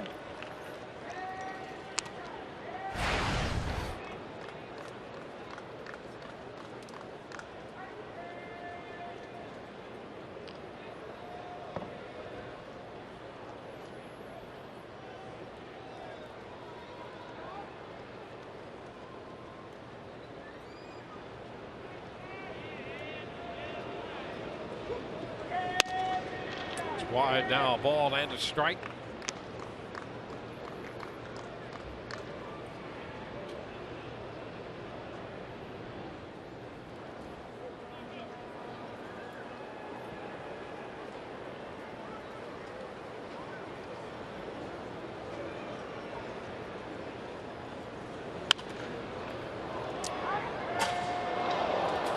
Two. Another one of these close, low-scoring games involving Odorizzi. Been involved in a lot of those over the last couple of seasons. Working in the fifth.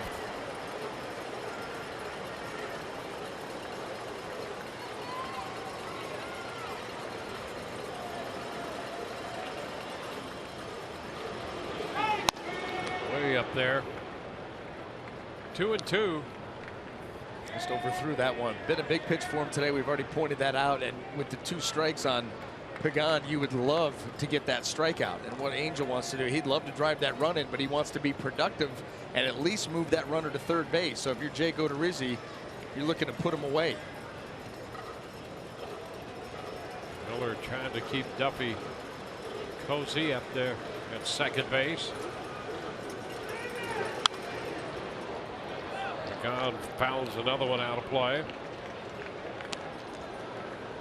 Pagan came into this series hitting .345 with men in scoring position. He's one guy the Rays have been able to contain. 0 for 8 right now.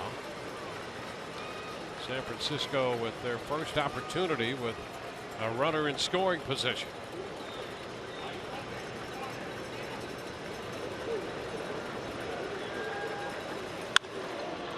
Another foul ball. Fouled the fastball away.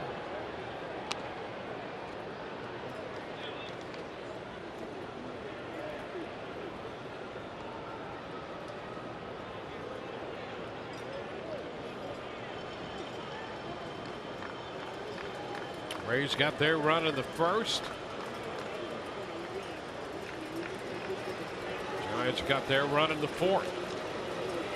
Leadoff double in the fifth for San Francisco. 2-2 again. And he missed on that one. Full count. Just a little bit up, trying to freeze Pagan. Everything has been away. You get a hitter looking out over the plate there, then you try to catch him by surprise. Great idea, just a little bit too high in the zone.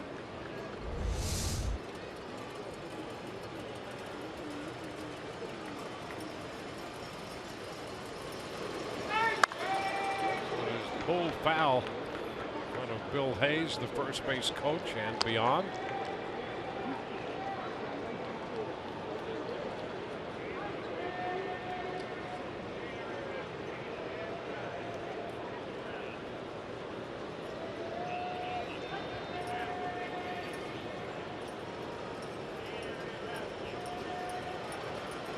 This is what this Giant lineup will do. Run deep counts. High fly ball down the right side. That ball is a foul ball. And a nice catch right there. Is that the same guy? Yes. It is the same guy. Those are his seats. That is his play. Got a spot for his glove. Makes the play and then continues to relax. How about that? Leaning over the wall.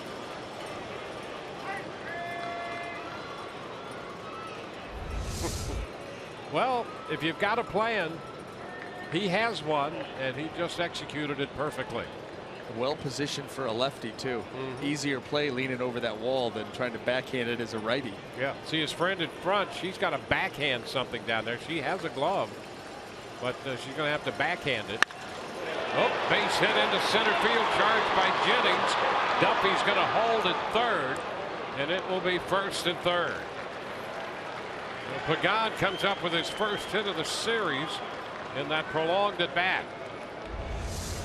Just continue to work, continue to foul things off, and he finally got a pitch that he can handle out over the plate. He goes right back up the middle, and now the Giants have something brewing here. That's a frustrating at bat because Jake, you'll remember, was up in that count 1-2 with an opportunity to put him away, and Pagan just continued to battle and then comes out with a base hit. That's the second 10-pitch at bat the Giants have worked against Jake. So you look at his pitch count, 79, and 20 of those pitches on 2 hitters.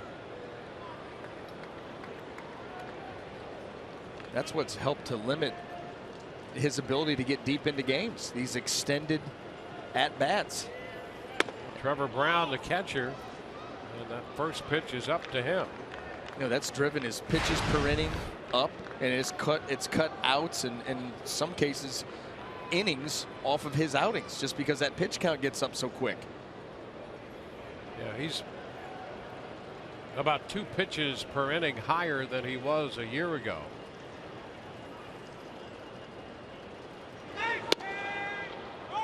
There's a strike, and it's 1-1. We're talking the other night when he was pitching, and that really turns out to be about 300 additional pitches per season.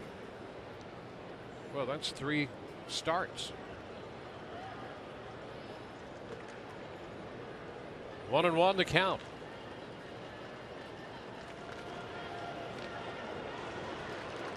Gone back in.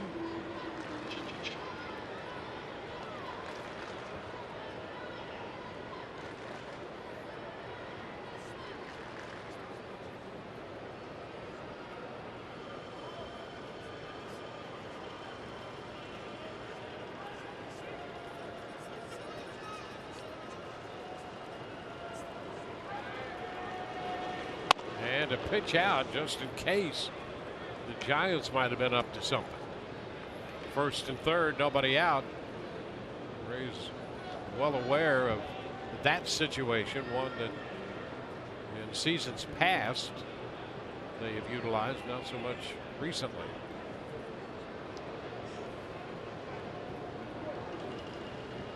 Runner breaks off first. The pitch is down. Throw down. It's not in time.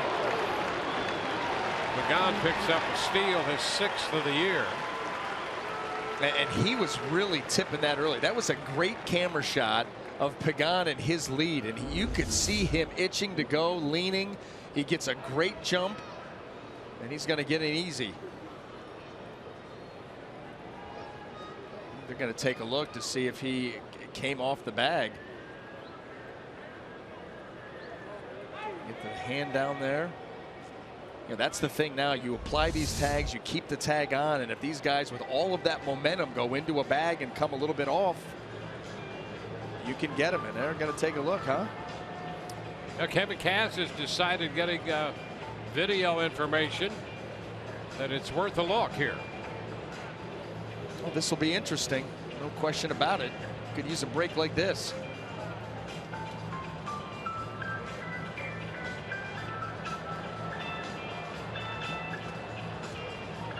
Well, there he is in. Did the foot come off when the tag was applied? I think this might be tough to get overturned. Well, clear and convincing. Yeah. That's what you need. And that shot's not going to give it to you. No.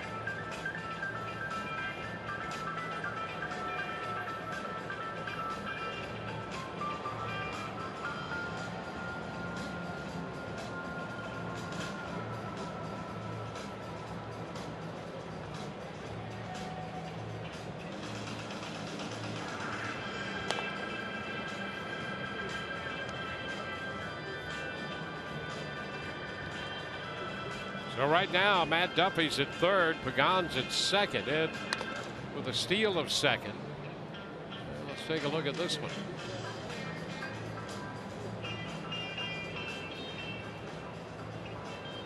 Right from the look of that foot to hand transfer, the tag comes off about the same time.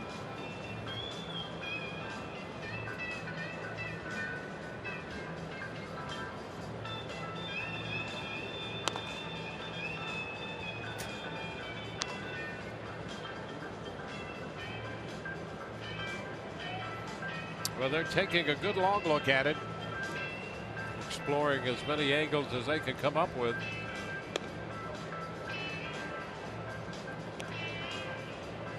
The Rays thinking it was worth a shot. We're going to find out here. He's safe at second. So the Giants will have it at second and third. Nobody out, and a 3-1 count on Brown. So the call stands. So the Rays out of challenges. And now set to resume. 3-1 the count on Brown. So pop up will be foul and carry into the stands. The count out to 3-2.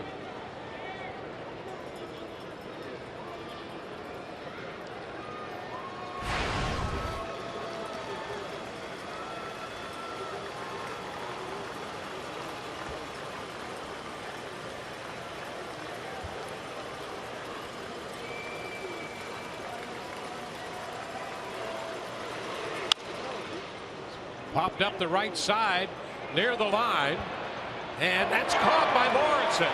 And the runners will hold. What a grab by Logan Morrison. Montook was coming in from right and Morrison out from first. And just outside the line, take a look at this one. He was the only one that really had a shot at it. Nobody else was going to be able to get there. That ball ends up in foul territory. But Logan Morrison, a very difficult angle. And he's able to come up with the basket catch. Well, that's a big out right there. Nice job by Logan Morrison. So the Rays talk it over on the mound. You can get in on the action with exclusive on-field seating right there in the Papa John's bullpen box. Host your next group of 50 to 85 in this private party area and make long-lasting memories. Reserve the Papa John's bullpen box by calling 888-FAN-RAYS or emailing group sales at raysbaseball.com. Limited dates remain.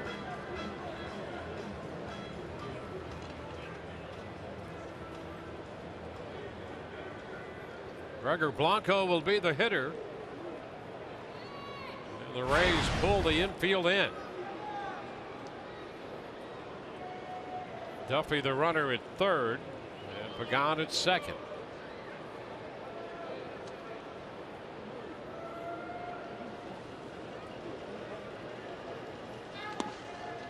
Slow.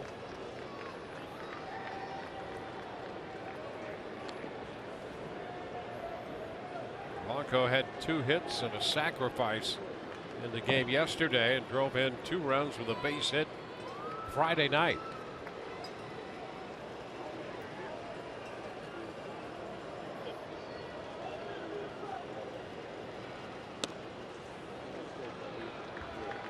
Two and 0.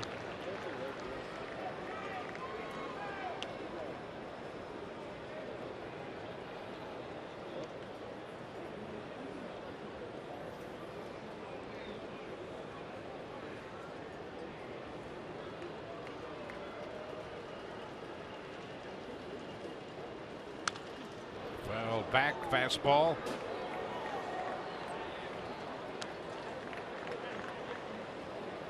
Rizzi working here in the 5th inning, 88 pitches. You know, you pull the infield in. Jake Odorizzi, not a big ground ball guy. I think that's why he went to that changeup with the first couple of pitches. Something that's moving down. Had to come back with the fastball there as he tries to work his way back into the count. Ground ball fouled outside first base. Yeah, that's exactly it. Just continue to go with that changeup. Get anything that has a little bit of down action, especially down and away from a lefty, and get him to try to reach out and hit that ball into the ground. So you've got to play somewhere and you can at least cut the run down. Now you're looking for strike 3. That could be the heater up. He's gotten them there before.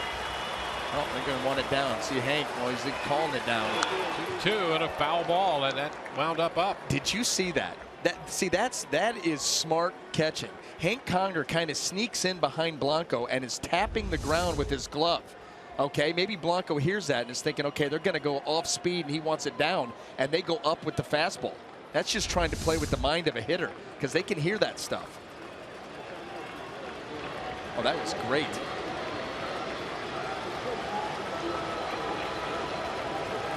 2-2, and it's foul the other way, and that's out of play.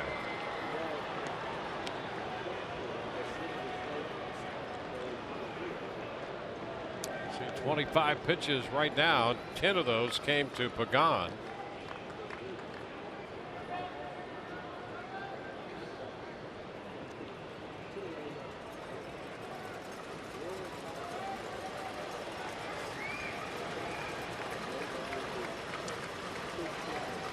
Trying the 2-2 pitch again. And he got the outside call. That pitch on the outside part of the plate, says Paul Nart. So a big strikeout. Blanco unhappy with the call. You understand why. I mean, you watch where this pitch ends up. Look at the little movement late at the end. And we've seen that pitch called a strike off the edge. Maybe not quite that far, but you've been put on notice, and you were put on notice early in the game that was a possibility. Yeah, and that's one we talked about it early, that pitch away wide. You'll get that call with Nart back there. Up and away to Denard Span. He has struck out twice.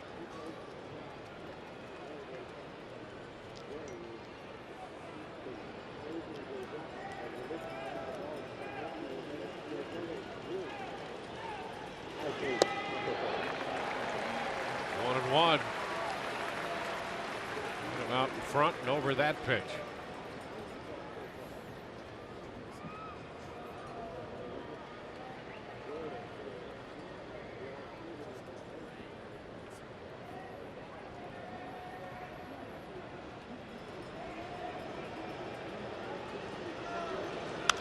And that's fouled back. Odorizzi trying to pitch out of a second and third, nobody out situation. We've gone second and third, 2 outs with a 1-2 count on the Giants center fielder, Denard Span.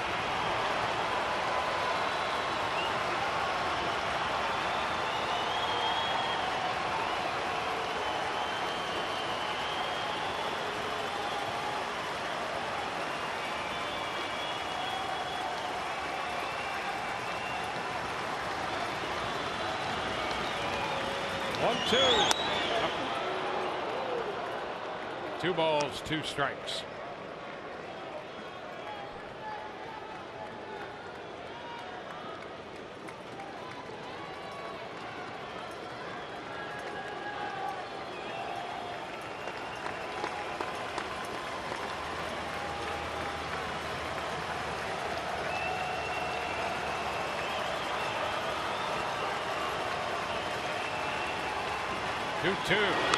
Span fouls it right back into the screen.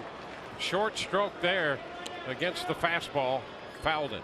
And still a little in between with the swing. When you think about the fastball, he's been tardy on the fastball. He's been too quick on the changeup. And that's what that combination of pitches can do to you. He's just trying to get something into play, force the defense to make a play, and maybe find a hole.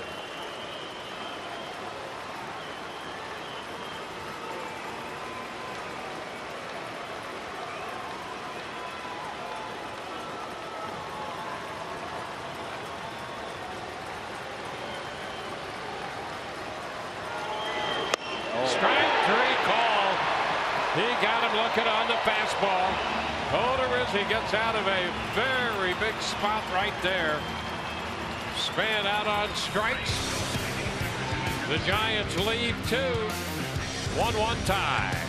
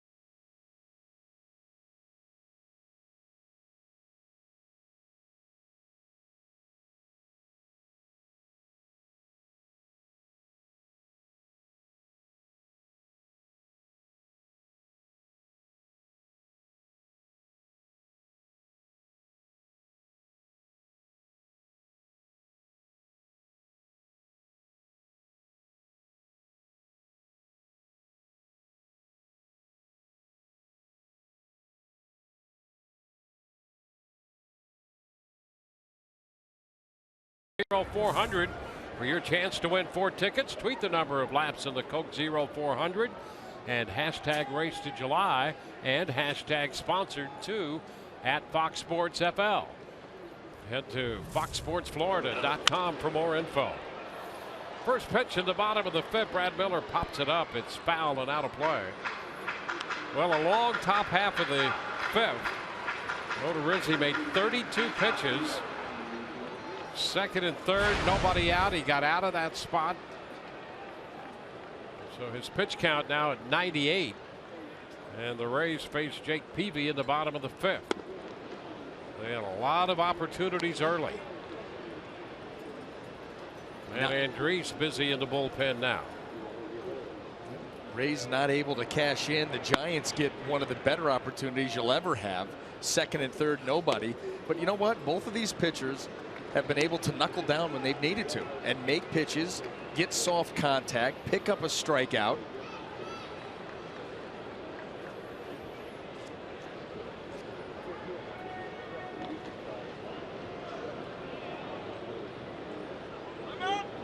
See what happens right there. Jake Peavy throws so many pitches you couldn't get through all the signs. Trevor Brown was trying everything. I saw a toe wiggle. Okay, how about that? It's bounce foul. It was the only one left.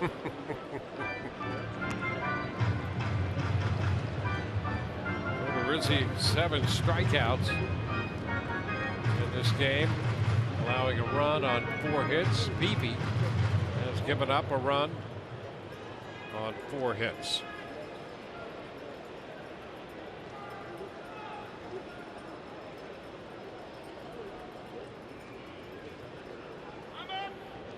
Time finally called, long stare in by Peavy.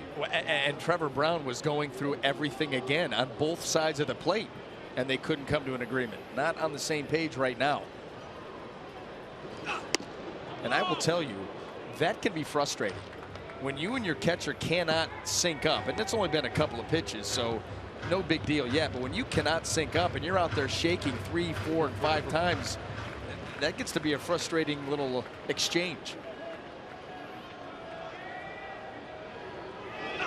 3-2, Miller out on strikes. Strikeout number 5 for Peavy.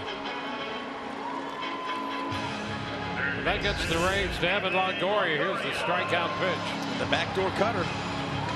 Able to get it just over the swing of Brad Miller. A similar pitch that he got the hit on his first at bat, back up the middle.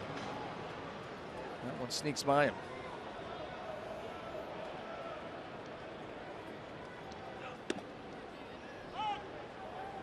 Starts Longoria with a pitch on the outside part of the plate.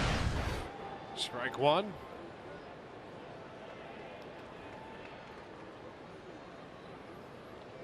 Evan with a career home run off Peavy. Down in the count right now, 0-2.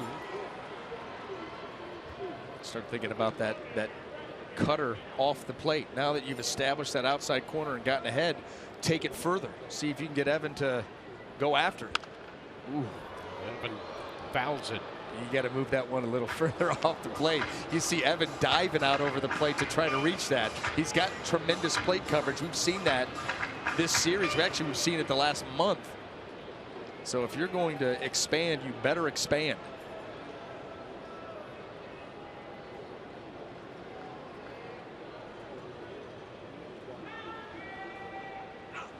And he gets him. That was it. It's exactly what you were thinking that he would go with. 2 up, 2 down. Let's check in with Todd Callis right now. Todd? Dwayne, Logan Morrison with the high stirrups today. Special Father's Day for him. Not only is he a father of a baby girl, but he has such a special relationship with his dad. Always talked about the fact that he would not be a major leaguer without his father's influence. His dad, Tom, was diagnosed with stage 4 lung cancer back in April of 2010. Logan would make his major league debut that year, and his father, unable to fly due to doctor's orders, took a train from Louisiana all the way up to New York to watch Logan play in a big league game on his 23rd birthday. Logan's father passed away that offseason. Opening day 2011, Logan still talks about this being one of his best baseball moments. He hit a home run on opening day.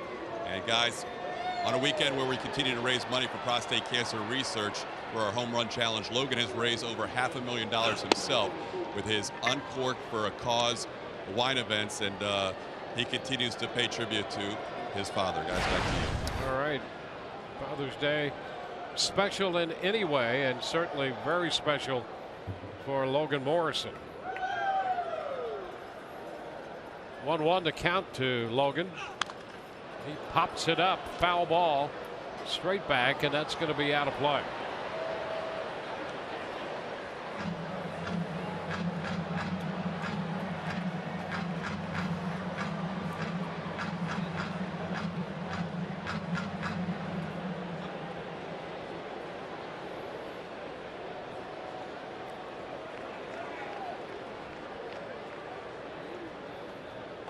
He didn't like the new baseball and has another one.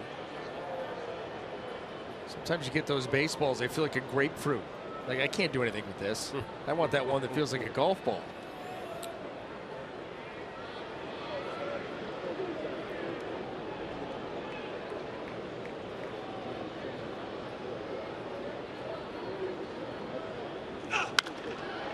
Popped up again. Foul ball. This one back and out of play. This one makes its way down into the stands. That last foul ball hit one of the rings up there and stayed up.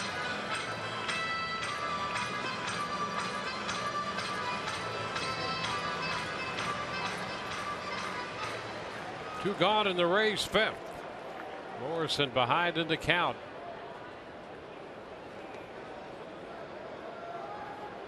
He had a couple prior at bats against Peavy coming into this game. Logan 1 of 2 against him.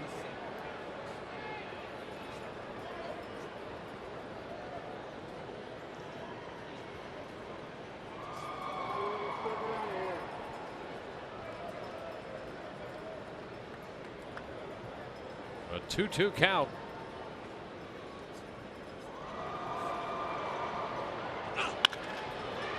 And it's popped to the left side. Pagan coming in to shallow left. He grabs it. The Rays are out in the 5th. We're headed into the 6th. It's a 1-1 ball game.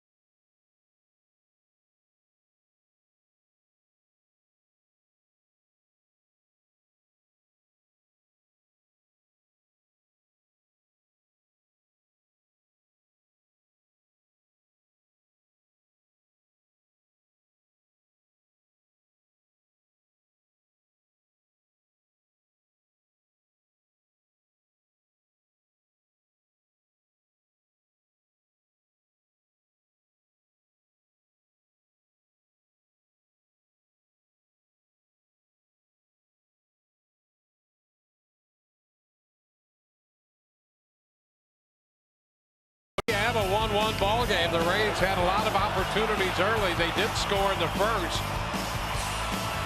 Forsythe that opened with a base hit. The Rays got the run on the error. Jake Odorizzi, through 5 innings, has 7 strikeouts. He was touched by the home run off the split in the 4th inning. Brandon Belt connecting.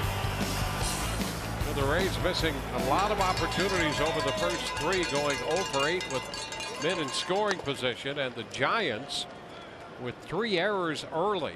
Only the 2nd time this year they've committed 3 errors. Also against the Dodgers back on April the 15th. No panic. The count of a ball and a strike. Leading off the 6th. Well, an extended 5th inning of 32 pitches for Odorizzi. Back out there now to fly ball to left. Dickerson back there and makes the catch a few steps in front of the track. So the 2nd time he has gotten panic on a fly ball to left off the fastball. First baseman Brandon Belt. And here's Brandon Belt. Infield hit in the 1st, a home run in the 4th.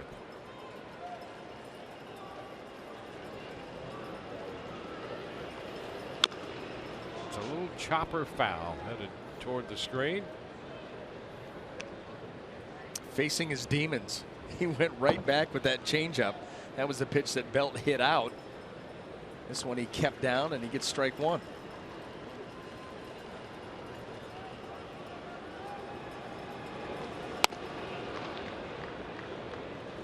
One and one.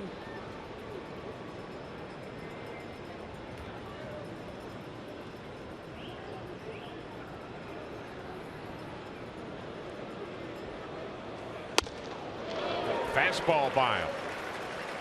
Tried to catch up on that pitch up. Well, did you see the swing? The swing path of Brandon Belt. You know, he quicker to the baseball this year, but that swing path, he's still.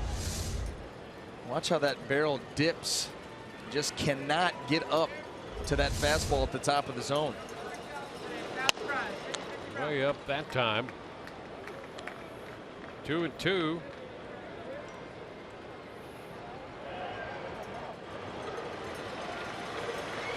Another one of those hitters that likes to obviously to get his arms extended, but likes that ball down and out over the plate. And now the count is full. How about this? 3-2 now to Belt. Odorizzi 7 of 21 in first pitch strikes, hasn't walked anybody despite that. And now 3-2 to Belt. And he strikes him out. Went up again. Can't get there. He just cannot get to that pitch. And it's right at the top of the strike zone. You see the swing path, just not able to get that high.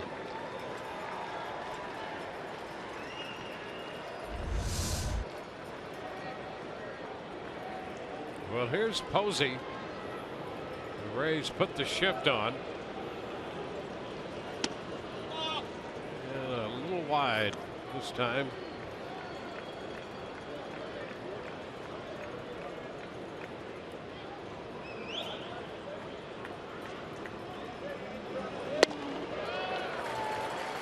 One ball, one strike. You know, we've seen, Buster Posey's put up numbers, and he's a career over 300 hitter, but some very awkward swings taken in this series, let alone this game. You go back to the last time Jake Odorizzi struck him out, that swing that we just saw there. Almost as if he's just not seeing the ball very well, not comfortable mechanically with his swing right now, because it doesn't look like the Buster Posey we're used to seeing.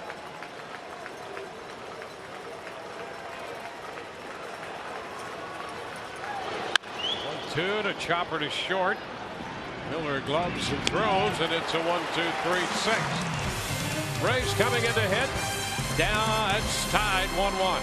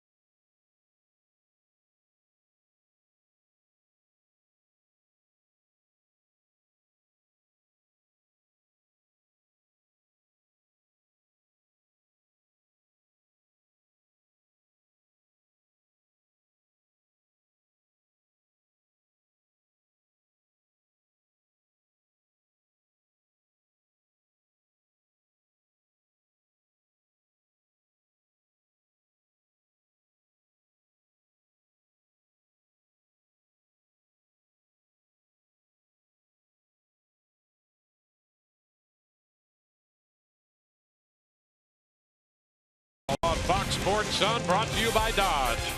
Visit your local dealer today. By Geico, 15 minutes could save you 15% or more on car insurance. And by your Southern Chevy dealers. From Tropicana Field, the Rays wrapping up their homestand.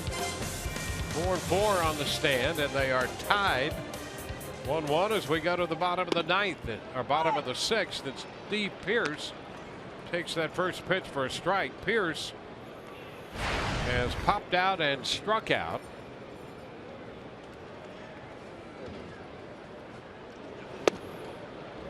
Cut the miss.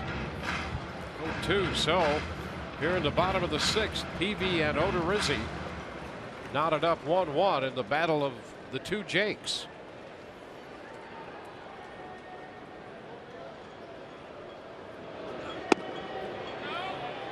Did he go? Yes, he did. Jeff Kellogg says he did not check. Let's take a look. Yeah. You're out in that gray area where it could go either way. You could understand if he said he didn't go. Same time he says he didn't. That's a tough one right there. And I'll tell you something, that cutter of Jake Peavy, as the game has gone on, that pitch has gotten pretty sharp. Saw a good one there to, well, a couple of good ones there to Pierce. Saw a good one to Longoria.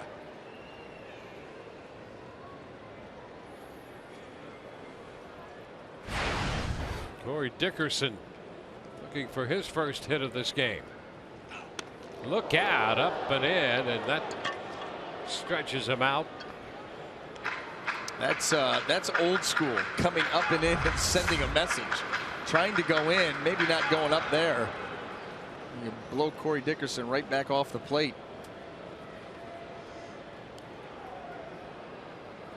We don't see a whole lot of those anymore.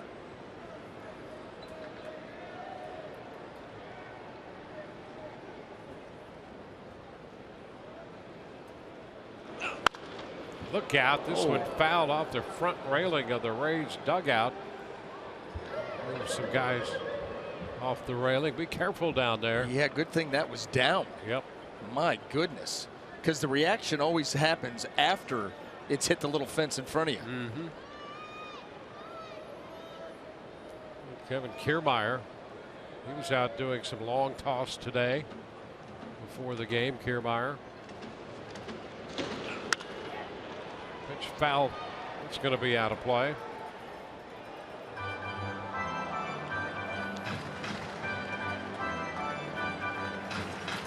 Well, there's no question that he's been missed. Hard to replace what he can give you every day in the outfield, that alone.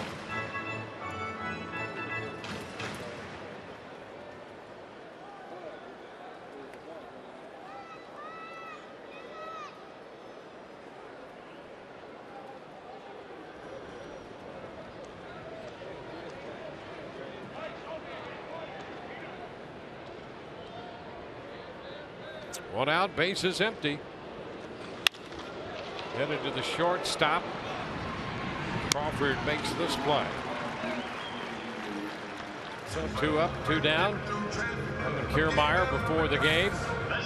Did again some work. Staying in shape to keep that arm strong. You got to do all the little things as that hand and heels. Simulate fielding a ball. Yeah, keep the arm strong, keep the legs. Keep everything ready so when you're cleared, and that hand is cleared to start to swing a bat, start to be able to catch and try to speed up that process of getting back, because it's going to be a long one for Kevin. We saw Brandon Guyer there. Steven Souza Jr. on the DL. It's 3 members, significant members of your outfield alignment. Each of them bringing a little something different to the team. You think about Souza Jr. with the home runs, the runs batted in. Kevin Kiermaier, the excitement, the defense, the way that he makes things happen offensively with his feet. Brandon Guyer, on base machine. All of them missed, no doubt. Desmond Jennings, the hitter, with a count of 2-2 now. Peavy found himself in trouble in the early stages of this game. Part of that of his own making, part of it lack of support behind him defensively. And he got through that, gave up just 1 run in the first. He's at 100 pitches right now. And a high foul, well fouled down the left side. And the big reason why, Dwayne, has been the cutter. The cutter really has helped him through these last few innings where he has settled in. He's been very good with that pitch. He's been good backdoor to the lefties. He's been good running it away from the right-handed hitters. And I wouldn't be surprised for him to go back to that pitch right here, right now. There it is. That's exactly what he did. He picks up his Second strikeout of the inning. 1-2-3 go the Rays. We're still tied 1-1.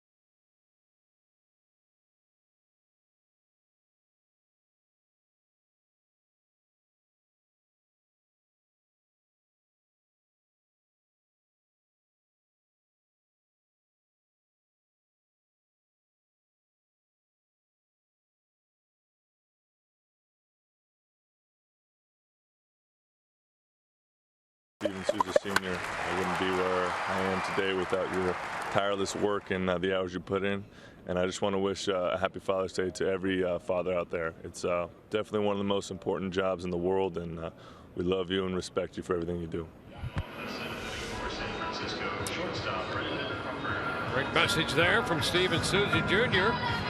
on this Father's Day. The Rays and the San Francisco Giants wrapping up their 3-game series. Matt Andriese will take over. Jake Odorizzi through 6 innings, 111 pitches of 1-run, 4-hit baseball. Didn't walk anybody and struck out 8. And here's Matt Andriese. Matt Andriese coming out of the bullpen once again. You see the nice record, ERA 2.66, 47 1/3 innings. He's done some really, really good work for the Rays. Need that to continue here this afternoon. Brandon Crawford leads off. It takes a big cut and misses. Strike 1. We got tied up with a cutter. He went to get long with that swing, and that ball just darted in on his hands for strike 1. It's the pitch of the day, the cutter. Mm-hmm.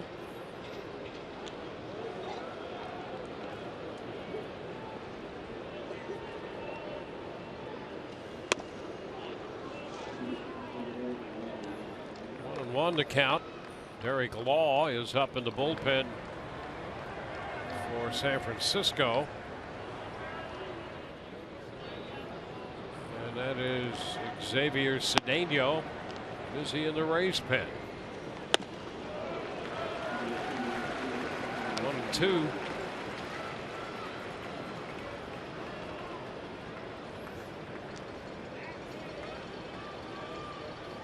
Andriese was the winner in that 13-inning game with the Seattle Mariners on Wednesday, running his record to 6-0.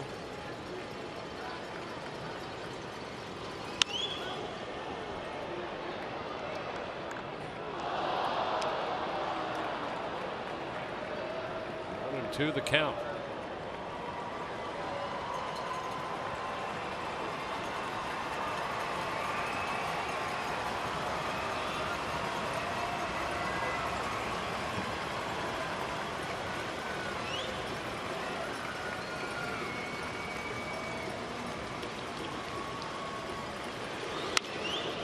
Popped into short left. Miller hustling out. Dickerson in, and Brad Miller's out there, makes a nice play on that ball. Well, Jake Odorizzi, we talked about the cutter for Jake Peavy. For Jake Odorizzi, it was this. It was the elevated fastball, and he was very, very sharp with that pitch all afternoon. See him getting Buster Posey with it there. Just continue. That was a great one there to Denard Span to freeze him after working him away the entire at-bat. He pitched smart, had one mistake. He had one changeup that had no finish to it that got hit out of the ballpark. But other than that, Jake was fantastic. Well, Matt Duffy has an extra base hit, a double, and there's a base hit to the left of Miller. Duffy is 2 for 3. He doubled off the center field wall in the 5th, and now aboard in the 7th. Hit the ball hard up the middle, find an open area.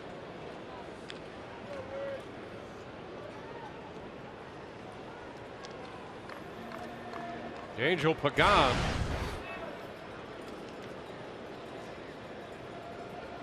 He had that 10-pitch at bat, then came up with a single in the 5th inning.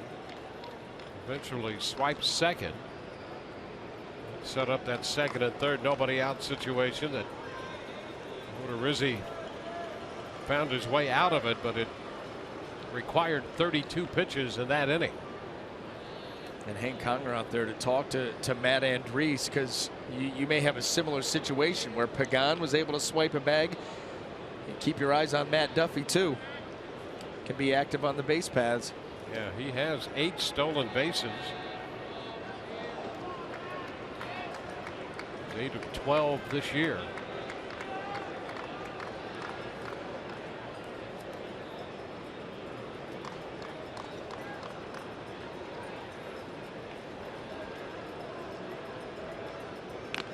Over to first.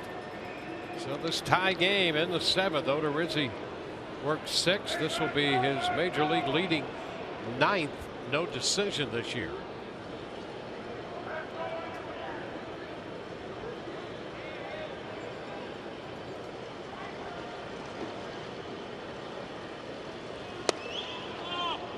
Pitch is down.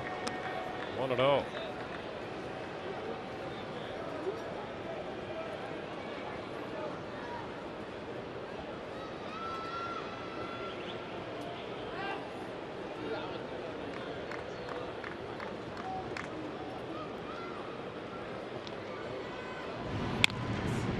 First, you know, here's part of what we've discussed earlier with this San Francisco lineup, particularly Pagan and Blanco. They battle you at the bottom of this order. You might get them out, but it's going to be a battle to do it. Just no soft spots, you know. You've got to work your way through the entire lineup.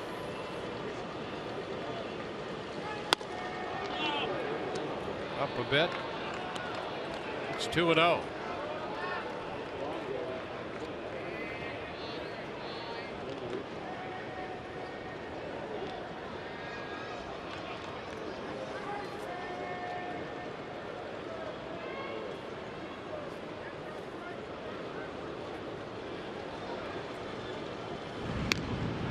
Back to first, Matt Duffy.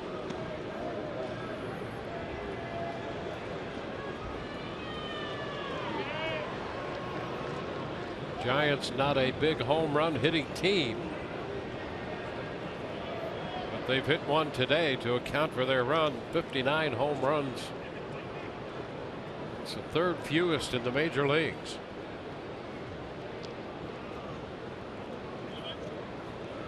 They break up the conference on the hill. And Reese behind Pagan, 2-0.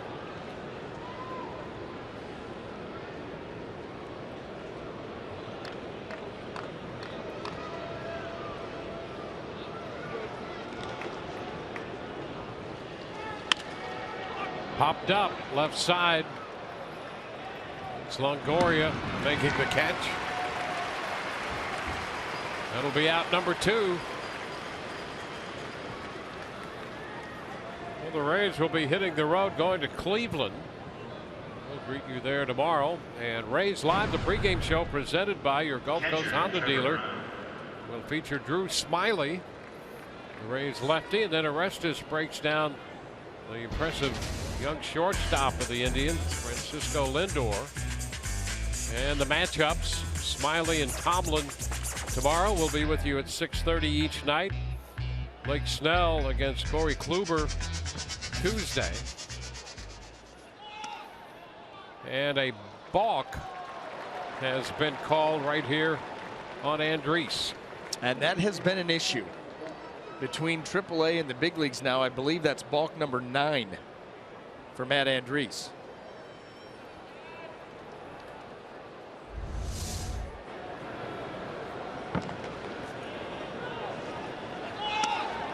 Never came set. You know, he's got that little where he usually comes up with that little leg kick and then puts his foot back down. That one, the leg kick came up and he just continued towards the plate.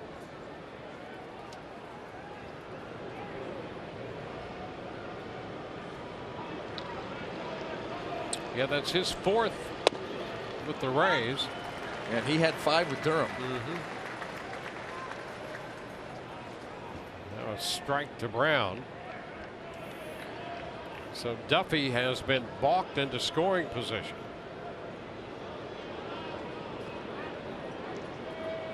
Well, you'll see how he comes set.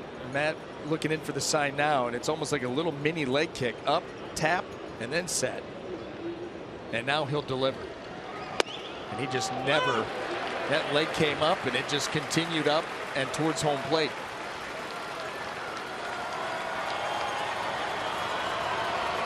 It was almost as if we were just playing a game of catch. Yep. And that you know, that's something that they've been trying to work through.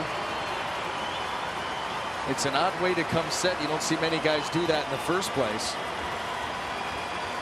Not quite, you know, the leg kick's not exaggerated like this. Little tap and then come back down.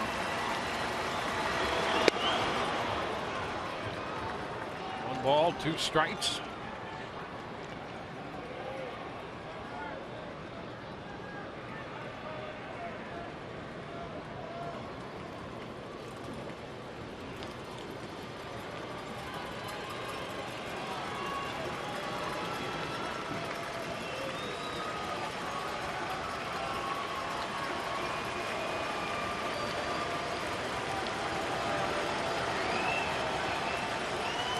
Runner breaks the pitch back over the mound. Forsythe in front of the bag makes the play and the throw to first to retire Brown and San Francisco. No runs ahead, the man left. We're headed into the bottom of the 7th inning. Braves and the Giants tied at 1.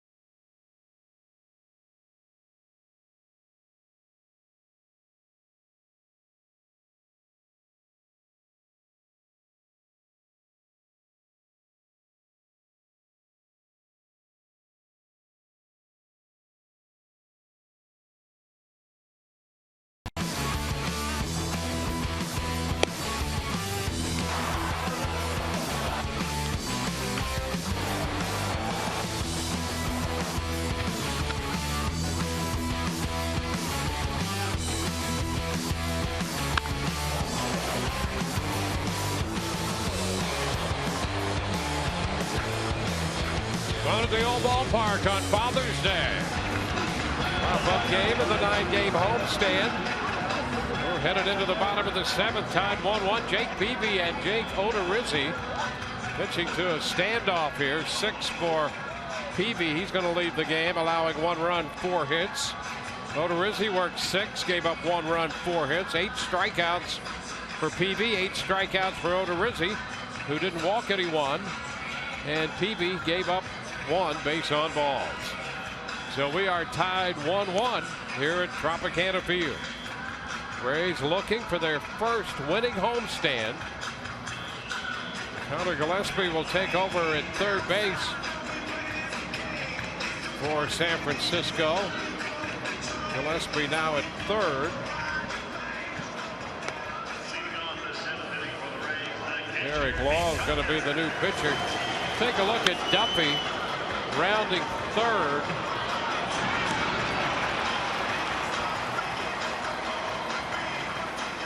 And he's leaving the game now. See the wins. Well, Gillespie's in there in his place.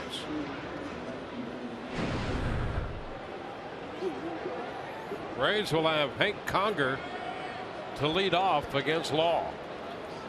1-1 with a .282.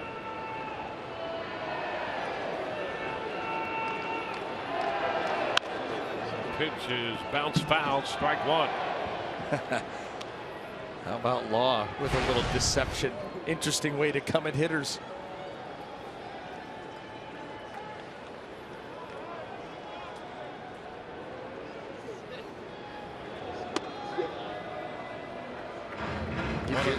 Gives you that little turn. We've seen that from a number of these giant pitchers, and then that arm really comes firing out of that glove, straight down, and then right to the release point.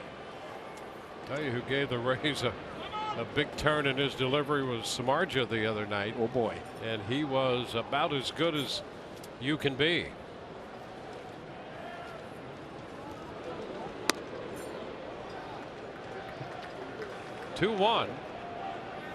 Well, a pitching staff will affect each other, and we've seen that through the years with the Rays and the staffs that they put together here.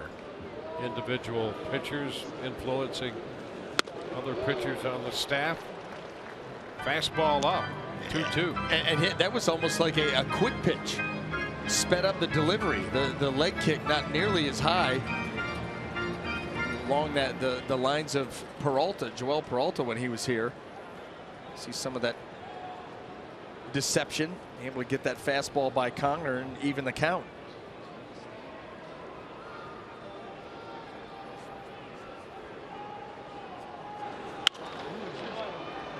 Fouled. The count holds at 2-2.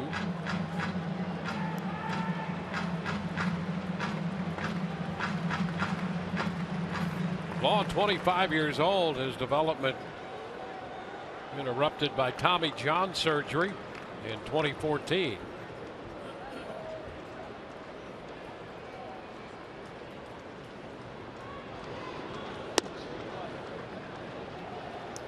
Count goes full.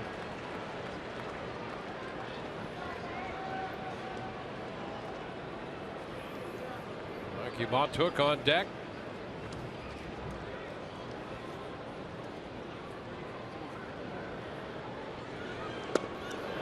Conger is out on strikes for the first time today. 9th strikeout for San Francisco pitching. And did the same thing right there, and this time with the slider in a full count. Right fielder, Mikey Montook. Just enough movement at the end.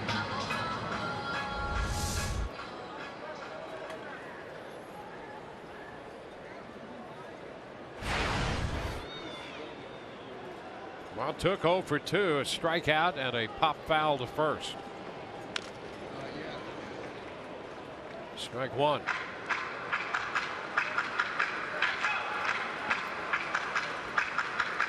Law's last appearance was 6 days ago against Milwaukee, when he pitched an inning and a third and picked up a save.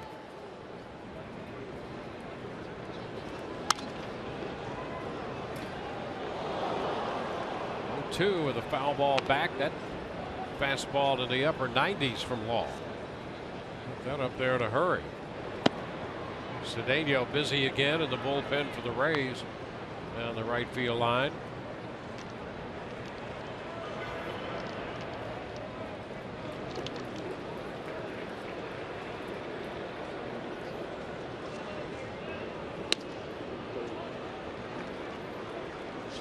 Ball, 2 strikes.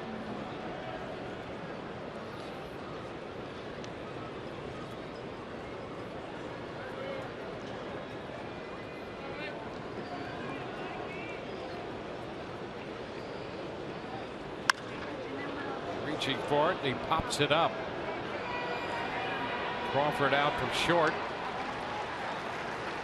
2 up and 2 down. Your best bat flip could be your ticket to the MLB All-Star Game in San Diego. Post a video of your bat flip to @Fox Sports with hashtag Fox Bat Flip Contest now through the 26th of June. Visit foxsports.com/batflipcontest for more information.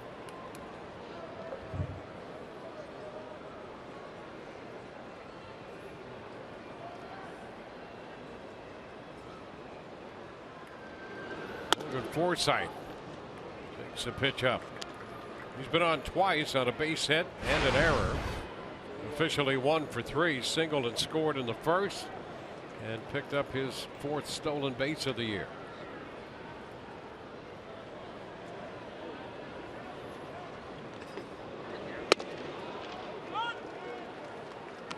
One and one.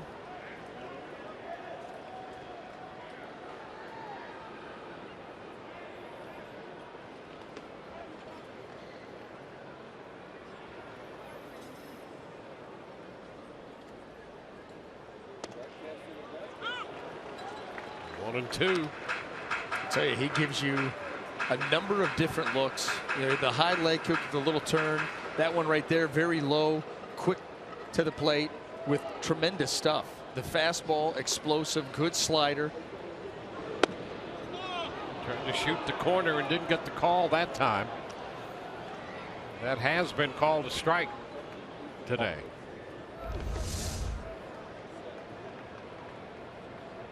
Off the plate, and now it's a 2-2 count. Foul ball chopped third base side.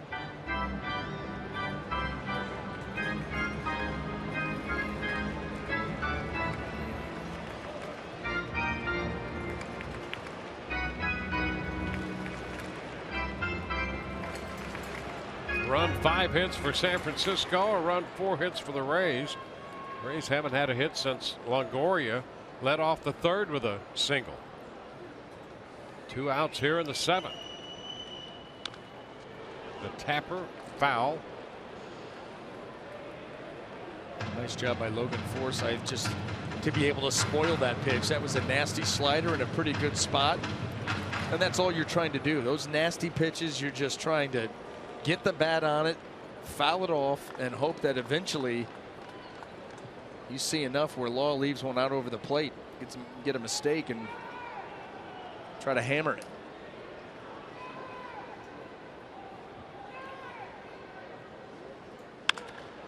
Base hit, right center field.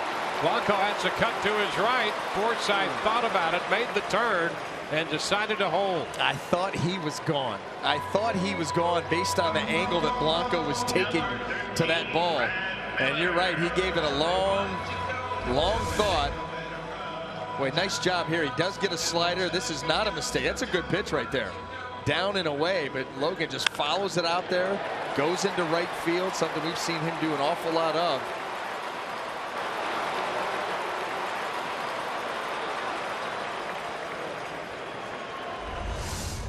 Wise decision at the end. Not going to get there. 2-out base hit gets the left-handed bat of Brad Miller to the plate. Miller shoots it into left. Pagan right there makes the catch, and the Rays leave a man in the 7th. We are still tied 1-1.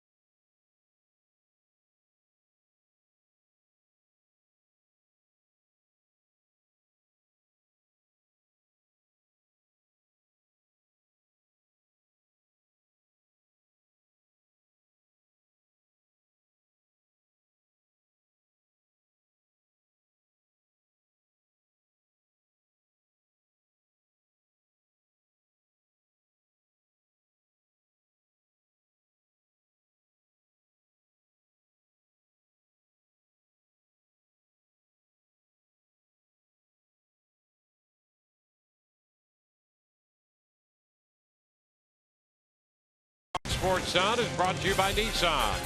Choose Nissan today for great offers on our most exciting lineup ever. By Dodge, visit your local dealer today. And by your Gulf Coast Honda dealers. Well, another close one. Rays and the Giants 1-1 as we go to the 8th.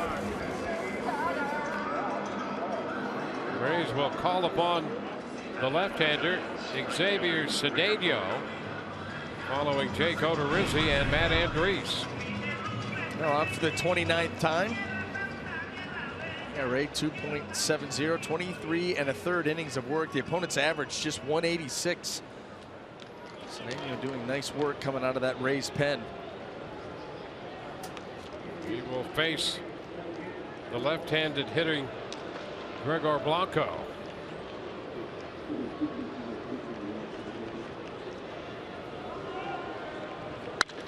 Ground ball, and it's past the dive of Forsythe and into right center. So Blanco picks up his first hit of the day. Well, with Cedeno, you know you're going to get cutter curveball. He got that just enough, hit it hard enough. Boy, a great attempt there by Logan Forsythe, but that ball able to sneak under the glove and a leadoff hit. And the way that you look at this, you know, this giant lineup for the next 5 hitters, left-handed, perfect spot for Xavier Cedeno, and you need another ground ball here with Span. Denard Span 0 for 3 today. He shows the bunt and takes the pitch for a ball.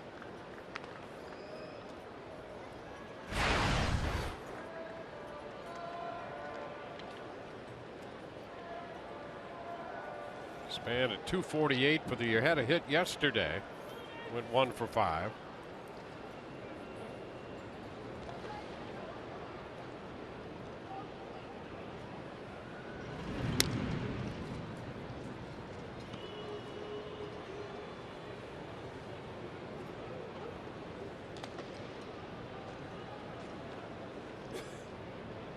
Blanco, the base runner.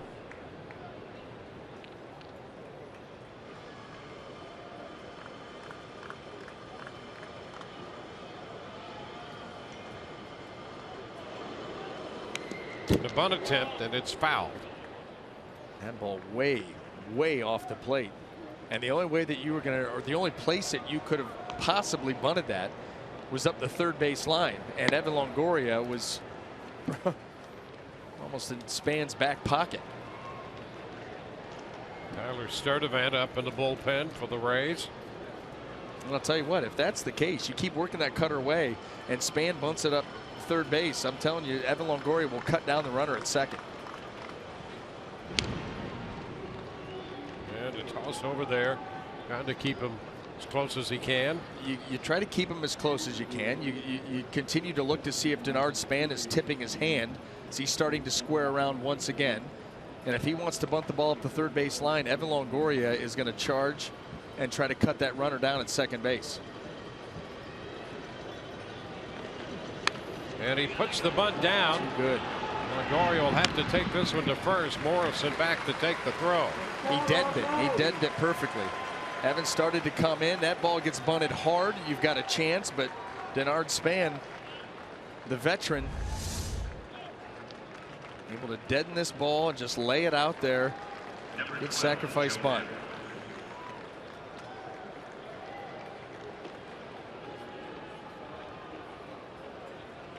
So man at second base with 1 out.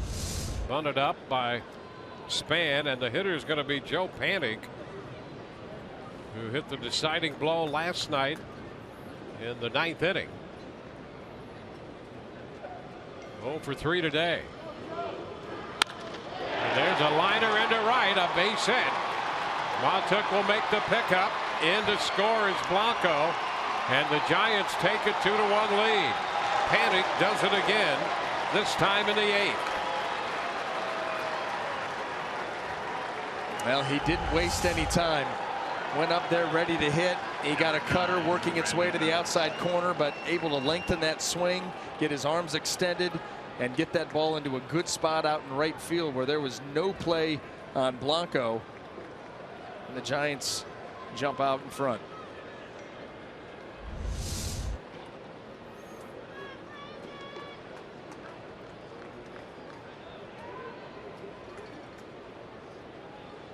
Brandon Belt.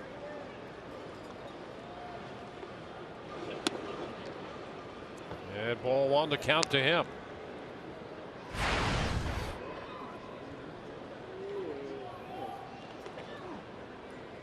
Belt accounted for the other San Francisco run with the 4th inning home run, his 10th home run of the year.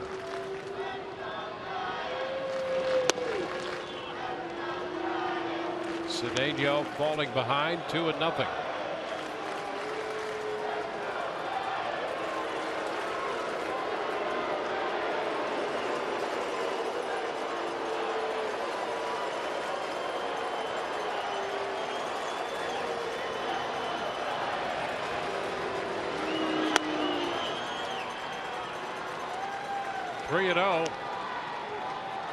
Leadoff single by Blanco has been converted into a run in the 8th.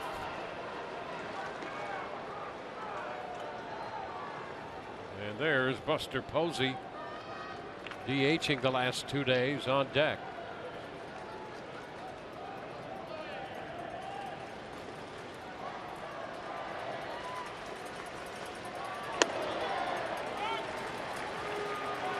It's 3-1.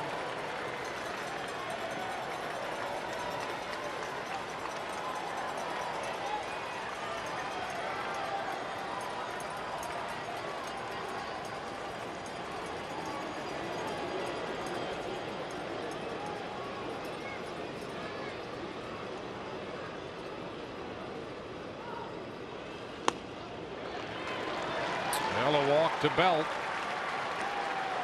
That moves Panic up to second. That'll get Posey to the plate, and it will bring Kevin Cash out of the dugout. So 3rd of an inning for Cedeno. Back with a new pitcher in a moment.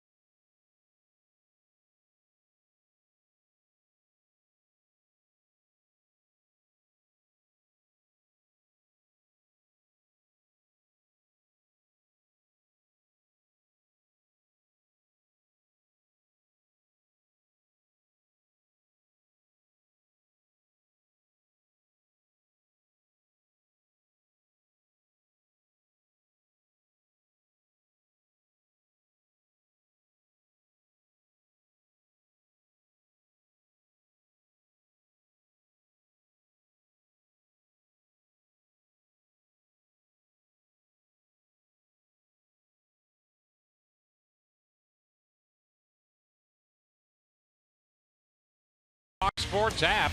Get highlights, interviews, injury updates, scores, and instant alerts on your favorite teams and rivals. Download now in the iOS App Store, Google Play, or visit foxsports.com/app.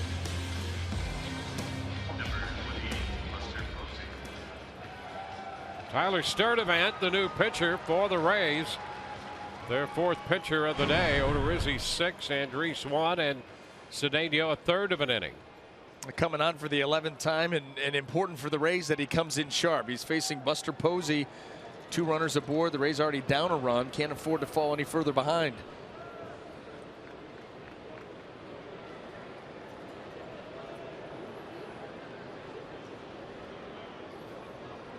Posey a couple of strikeouts and a ground ball out today, and the pitch is a strike. Grounded out to short his last time. Braves would love to take that right here.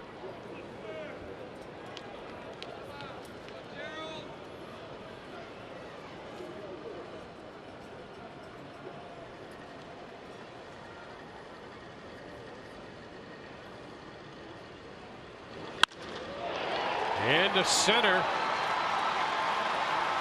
Jennings with the pickup. Panning's going to score. Posey drives in the run to make it 3-1. Well, Buster Posey has been beat up in the zone enough today that it finally gets wise to it. And here's the fastball up in the zone, and look at him change the swing a little bit. How in the world he got up that high? That's just an elite hitter making an in-game adjustment. That pitch, Jake Odorizzi was able to get by him on a number of occasions, not that time, and it leads to another run. Drives in his 32nd run of the year. Panning crossing the plate. He drove in the go-ahead run.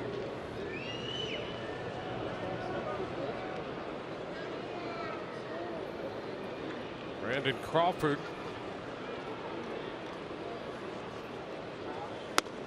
The pitch is high. Well, our Cold Hard Facts brought to you by Clean Chris Coors Light. Brandon Crawford this year 365 has been in scoring position, and since May the 15th 16 of 31. He drove in more runs than any other shortstop last year. Count is 1-1. He led the Giants in home runs with 21. And as a defender at short, he was a +20.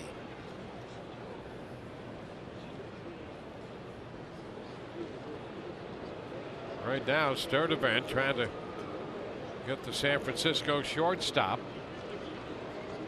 I'd like to roll up a ground ball. 1-2.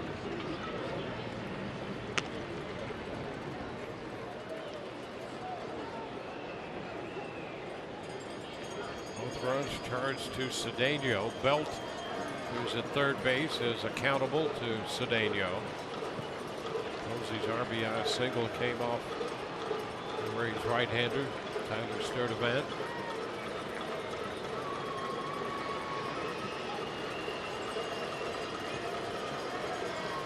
And to limit the damage. Count goes to 2-2. The one way you can do that here in this 2-2 count is look for a way to try to strike out Brandon Crawford. But you mentioned those numbers. Has a good idea and a good plan when he comes to the plate. We've seen him in these situations try to use the middle of the field.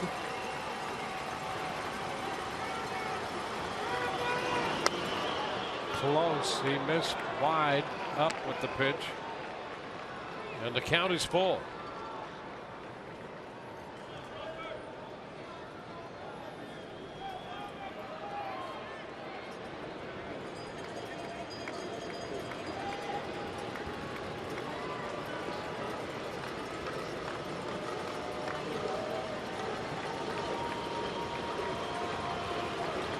Goes from first. The pitch popped up. Foul ball. Conger after it. He's going to have a play. Nice grab by Conger, covering a lot of ground. Started behind the plate, went all the way in front of the San Francisco dugout after that foul pop.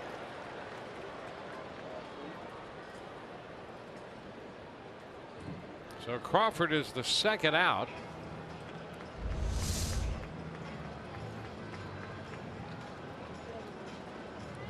They're in front of Bruce Bochy. They cover a lot of ground. You got to keep your eyes on that dugout, how quickly that's coming up. Big second out. Jim Hickey out there for a little refresher here on Connor Gillespie. Gillespie entered the game, taking over at third base in the 7th inning for Duffy. Number 21, Connor Gillespie.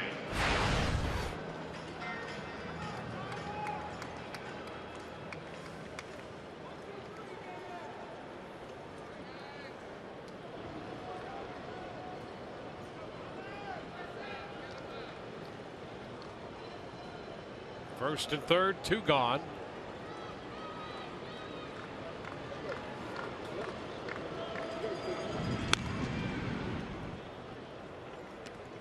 He was breaking on the 3-2 pitch that Crawford fouled out. And a little toss over there.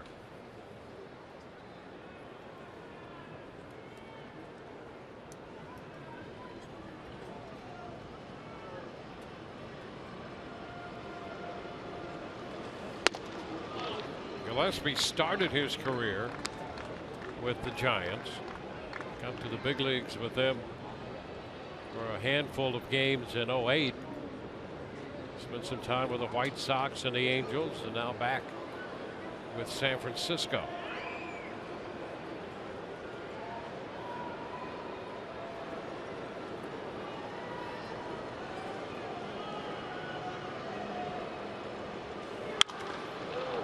It's fouled out of play. 1-1.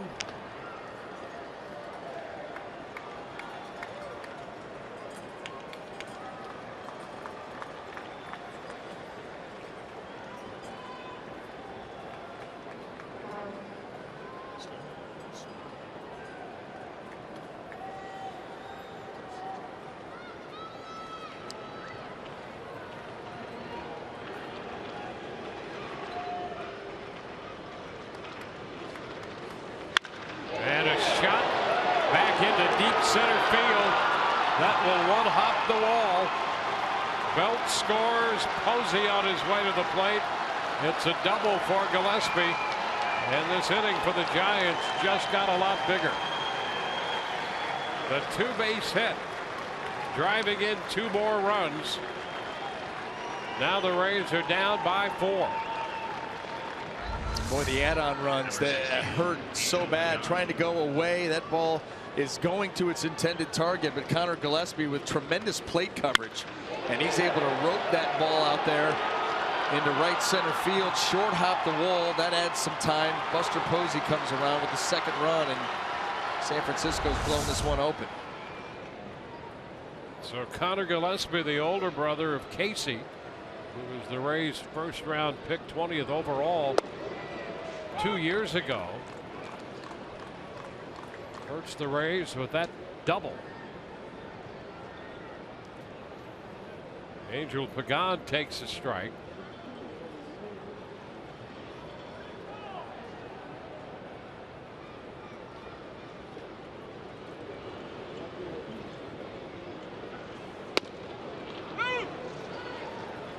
Strike 2.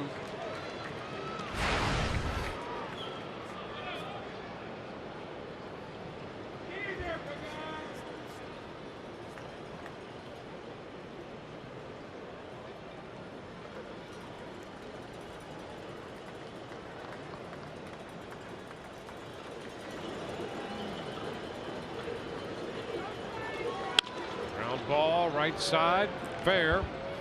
Morrison to Sturdivant. 8 men come to the plate for the Giants, and they put up 4 to build a 5-1 lead.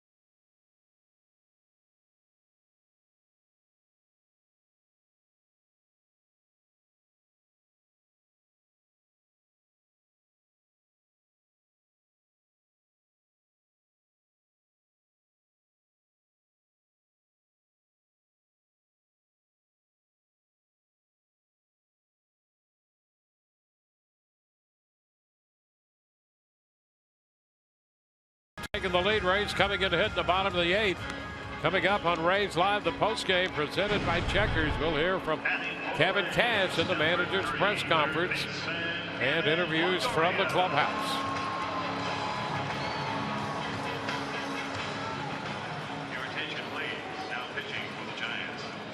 Hunter Strickland will be the new pitcher for San Francisco. And the Rays will have the middle of the order coming up here in the bottom of the 8th, beginning with Evan Longoria. Well, this is where you want to make your move. Is Strickland's on for the 32nd time, about a strikeout an inning, .231 average against, and the Rays have their work cut out for him. That's a ball wide.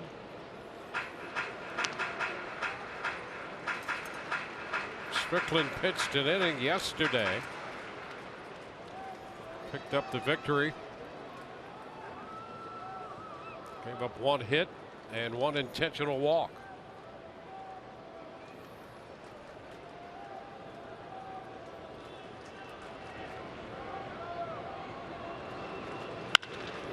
That ball just foul. Boy, that was a double in the making right there, but just a little bit foul. And a pretty demonstrative call here, right on top of that. And that ball is absolutely foul, not by much.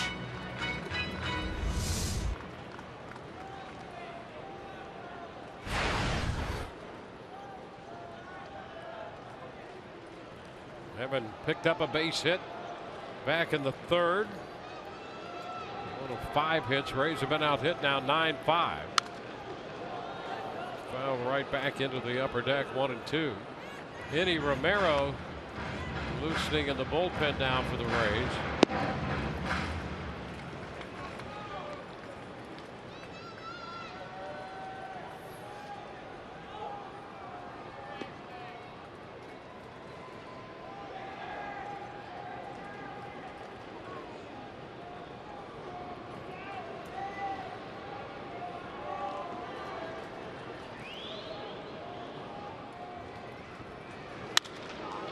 Popped up. It's panic around second base right there at the bag. 2 gone.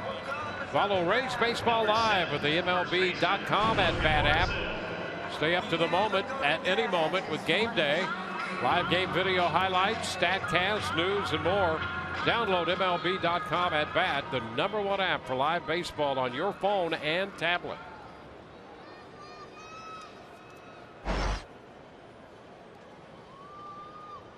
Now it's Logan Morrison to face the 27-year-old right-hander.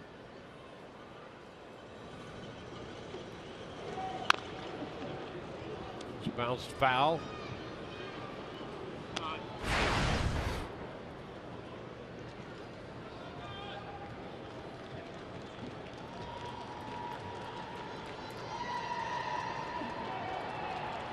Strickland has a high-octane arm.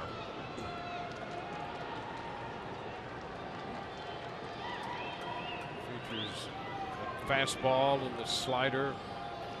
Once in a while, a changeup. Chop to the right side. Belt to Strickland. That one in at 96 and bounced into the 2nd out. Yeah, he's got a tremendous arm, and we saw that first pitch breaking ball to Logan Morrison at 80, and then to go to 96, and you see the breakout there, 97 to 80.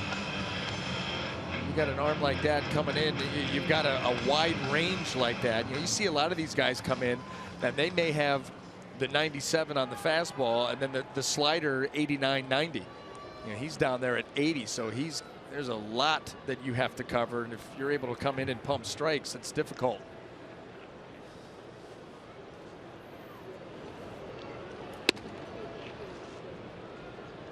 Steve Pearce takes a pitch outside. The Rays will be heading to Cleveland. Indians are in the bottom of the 10th, tied with the White Sox now in Cleveland, 2-2 in their game. Cleveland leading the Central by a half game over Kansas City to start the day. That's a strike. It's 1-1. Indians still without Michael Brantley. He's twice tried to return from that off-season shoulder surgery and twice sent back to the disabled list. Pierce into right. Blanco will be there to make the catch. And it's a 1-2-3-8. We go to the ninth, 5-1 San Francisco.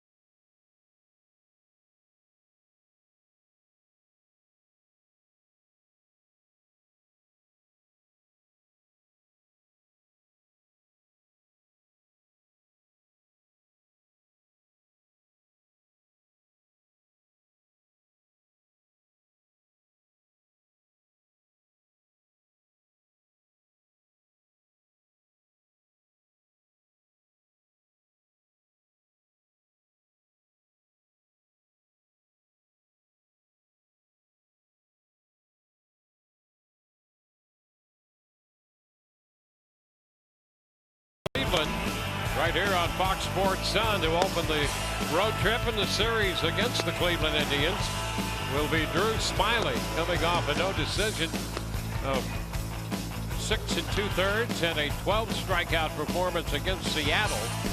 Josh Tomlin will do the pitching for the Indians. Smiley, Tomlin, then Snell and Kluber, Archer and Bauer on Wednesday. Our coverage begins each night at 6:30. Rays baseball beginning that trip. Cleveland and Baltimore on the next road trip.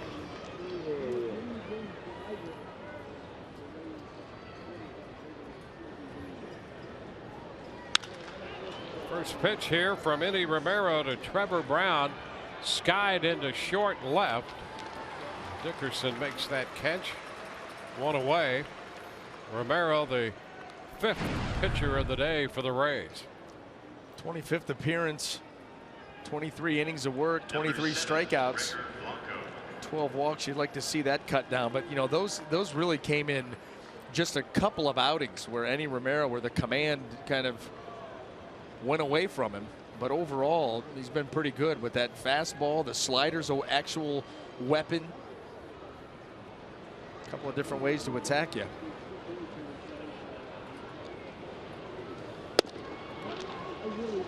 Blanco takes the ball. He started the 4-run 8th with a base hit.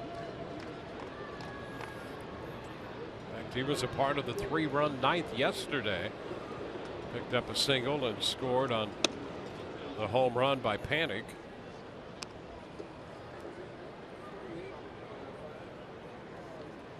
Stephen Oakert up in the bullpen.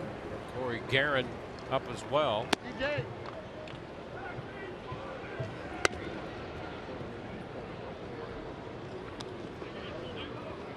Now Romero behind Blanco here, 3-0.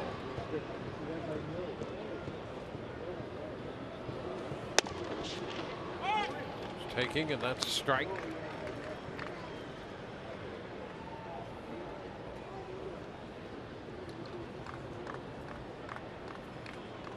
On the top of the order on deck, Denard Span. Count is full. Well, this San Francisco team, not necessarily a flashy team, but boy, they get the job done. Been impressive in this series. There's ball 4. The Giants came in with a 7-game winning streak and a 6.5 game lead in the National League West, leading the Dodgers, led there by Bruce Bochy. Bochy, one of 10 managers in Major League history to win 3 World Series titles, and the other 9 are in the Hall of Fame. Pretty good credentials right there for Bruce Bochy. And all 3 of them have been here in the recent past. 10, 12, 14. You know, what's frustrating too is one of the reasons this team, you know, is so good and wins they don't beat themselves. You know, they don't walk a lot of guys as a pitching staff. They don't commit a lot of errors. Limit the base runners, limit opportunities, good with runners in scoring position. That's what makes this game so frustrating. All of the opportunities early, 3 errors by this team in the first 2 innings. Yeah, only the second time all year they've done that. And this is a class defensive team. They came into this series with 29 errors on the season. In the series, had 3 in the first couple innings. Rays had, what was it, 8 at-bats with runners in scoring position in the first 3 innings. And you wonder, you say, well, those opportunities start to dry up. Well, they did. Jake Peavy got the cutter going.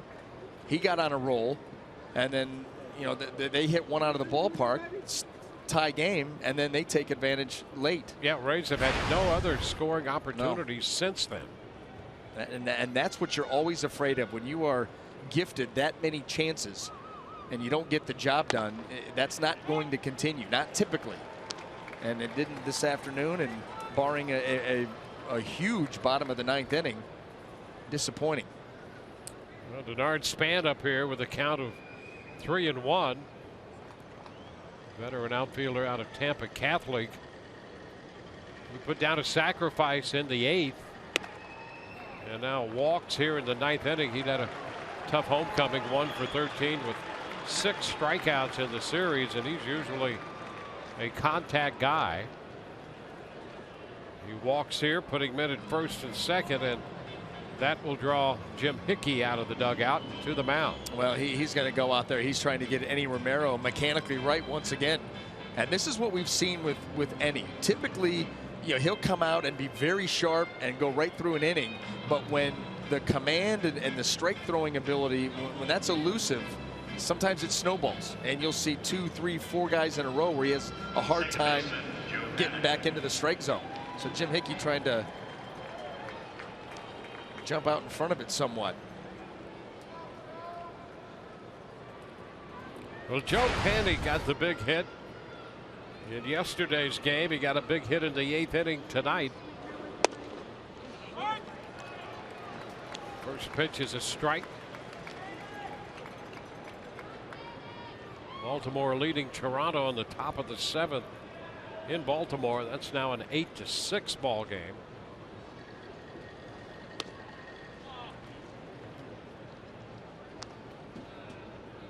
One and one.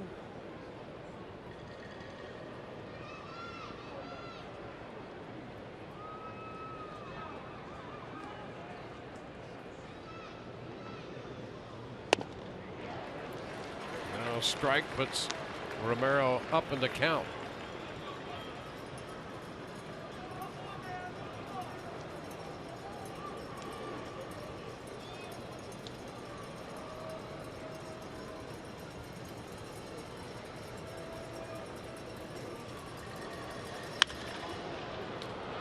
Popper. Will that stay playable? Not reachable.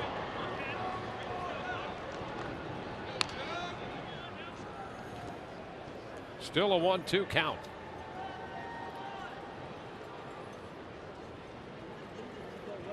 Odorizzi worked 6. Gave up just 1 run on 4 hits. He didn't walk anybody and struck out 8. And has pitched into his 9th no decision, which is a major league high this year. Ground ball second, Forsythe to Miller and over to Morrison for the 4-6-3.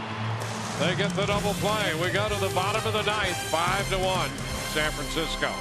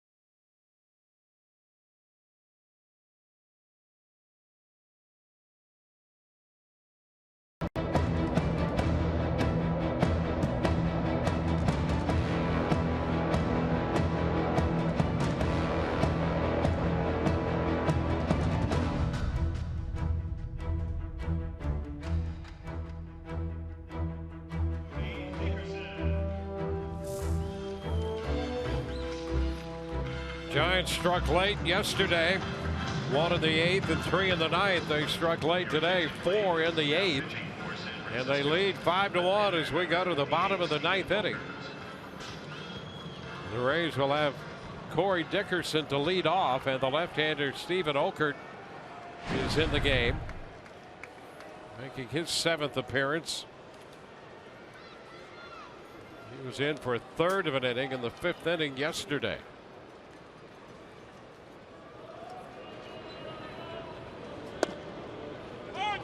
Pitch is a strike.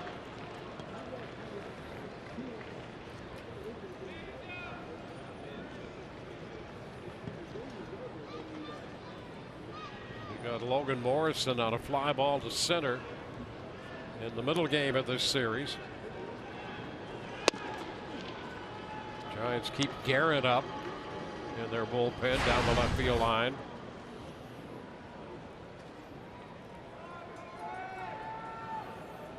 Came on yesterday and picked up the save. Santiago Casilla, their closer, not with this team for the entire series. Birth of a child, and he was gone for paternity leave.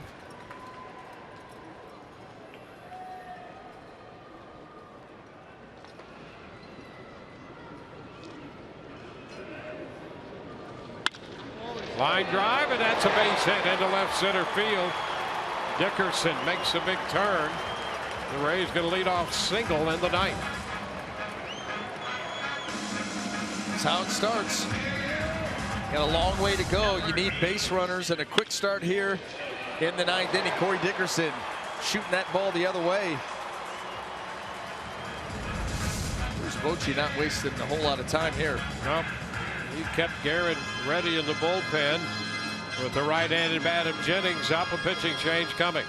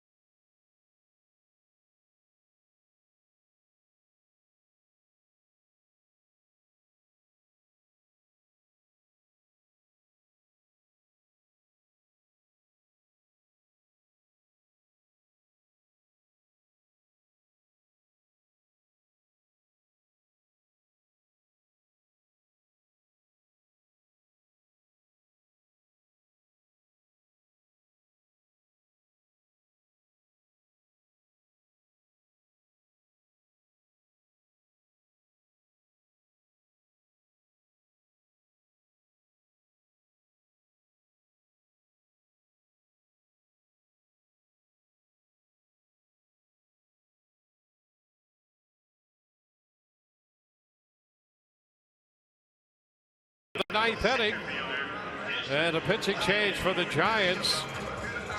Corey Guerin on with Desmond Jennings due up, and it was Guerin who got the save yesterday despite giving up a 9th inning home run to Logan Forsythe.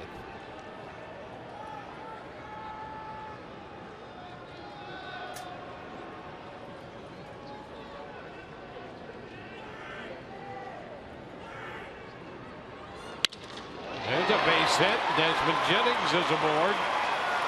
First 2 men aboard here for the Rays.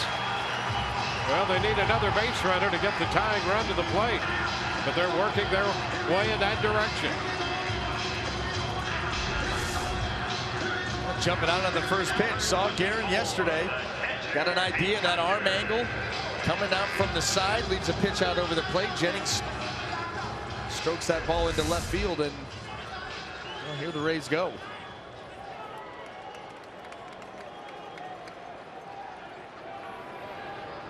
Hank Conger at the plate.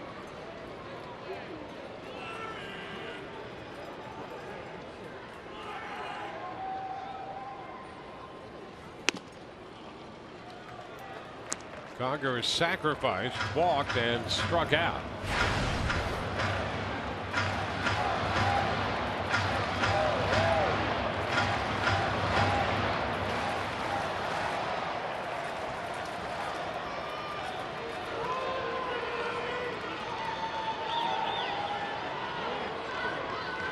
Ground ball back to the hill. Out at third, across to first. Safe there.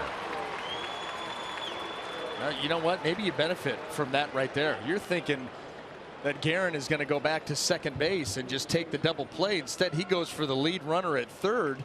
Everything thrown off a little bit there. The timing of everything. Well, you got a chance right here to get a double play. That throws a little bit wide. So is that one on the return. The Rays may have gotten a little break here. Yeah, he had plenty of time. Oh, yeah, absolutely. And if he goes back to second base, more than likely it's 2 outs, runner at third with a 4-run lead.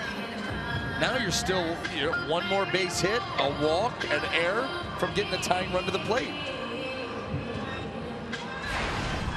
Jeff Decker will pinch hit for Montour.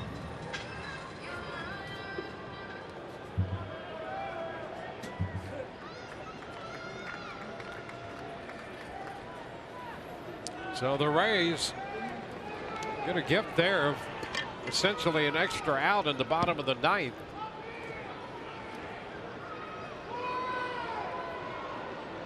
See what Decker could do against Guerin. It's wide, 1-0.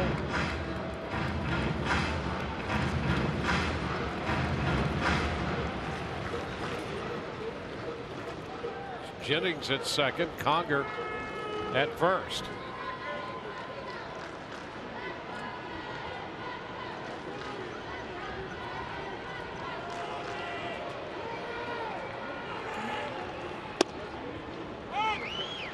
One and one.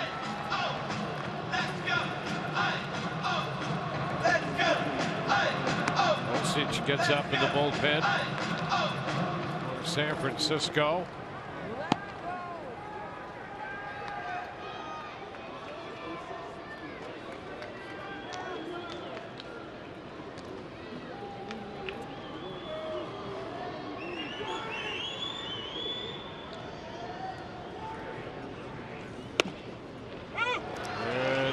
Called a strike.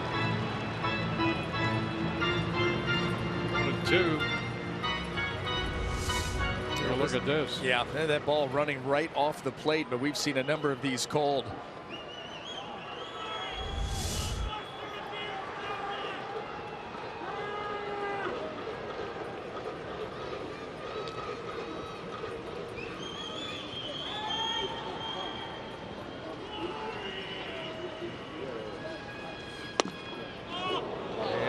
This time, just a little bit removed from that prior pitch.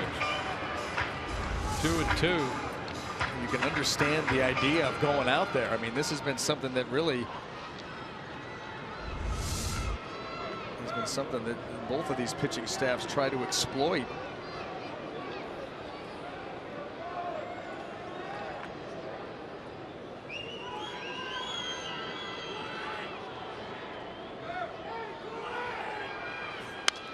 Foul back into the screen.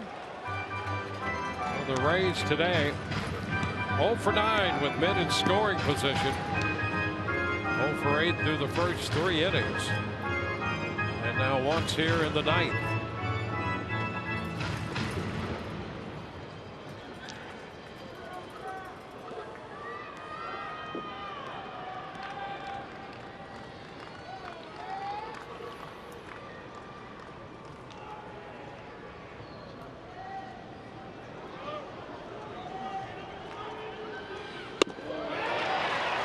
Decker is out on strikes. They finally came with a different look. 5 straight heaters working their way away from Decker, and then he slides this one right under the swing, down and in.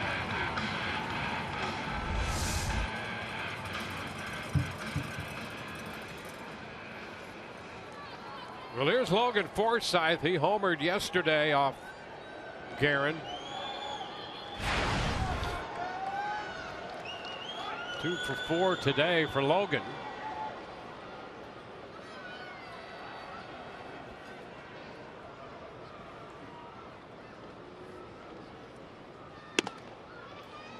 Pitch is upstairs.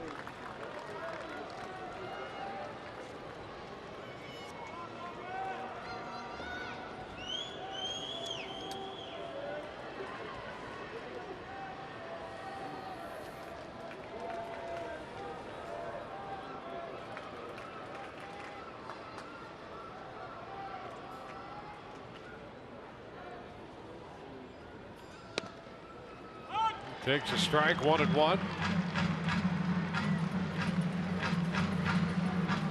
Guerin, the 10th pitcher to enter this game, 5 for each club. After Peavy and Odorizzi each worked the front 6, and they were very good.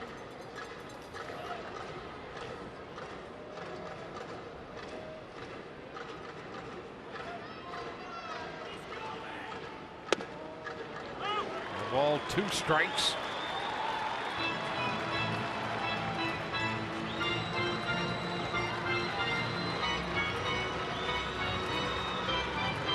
So the Rays down to their final out, their final strike.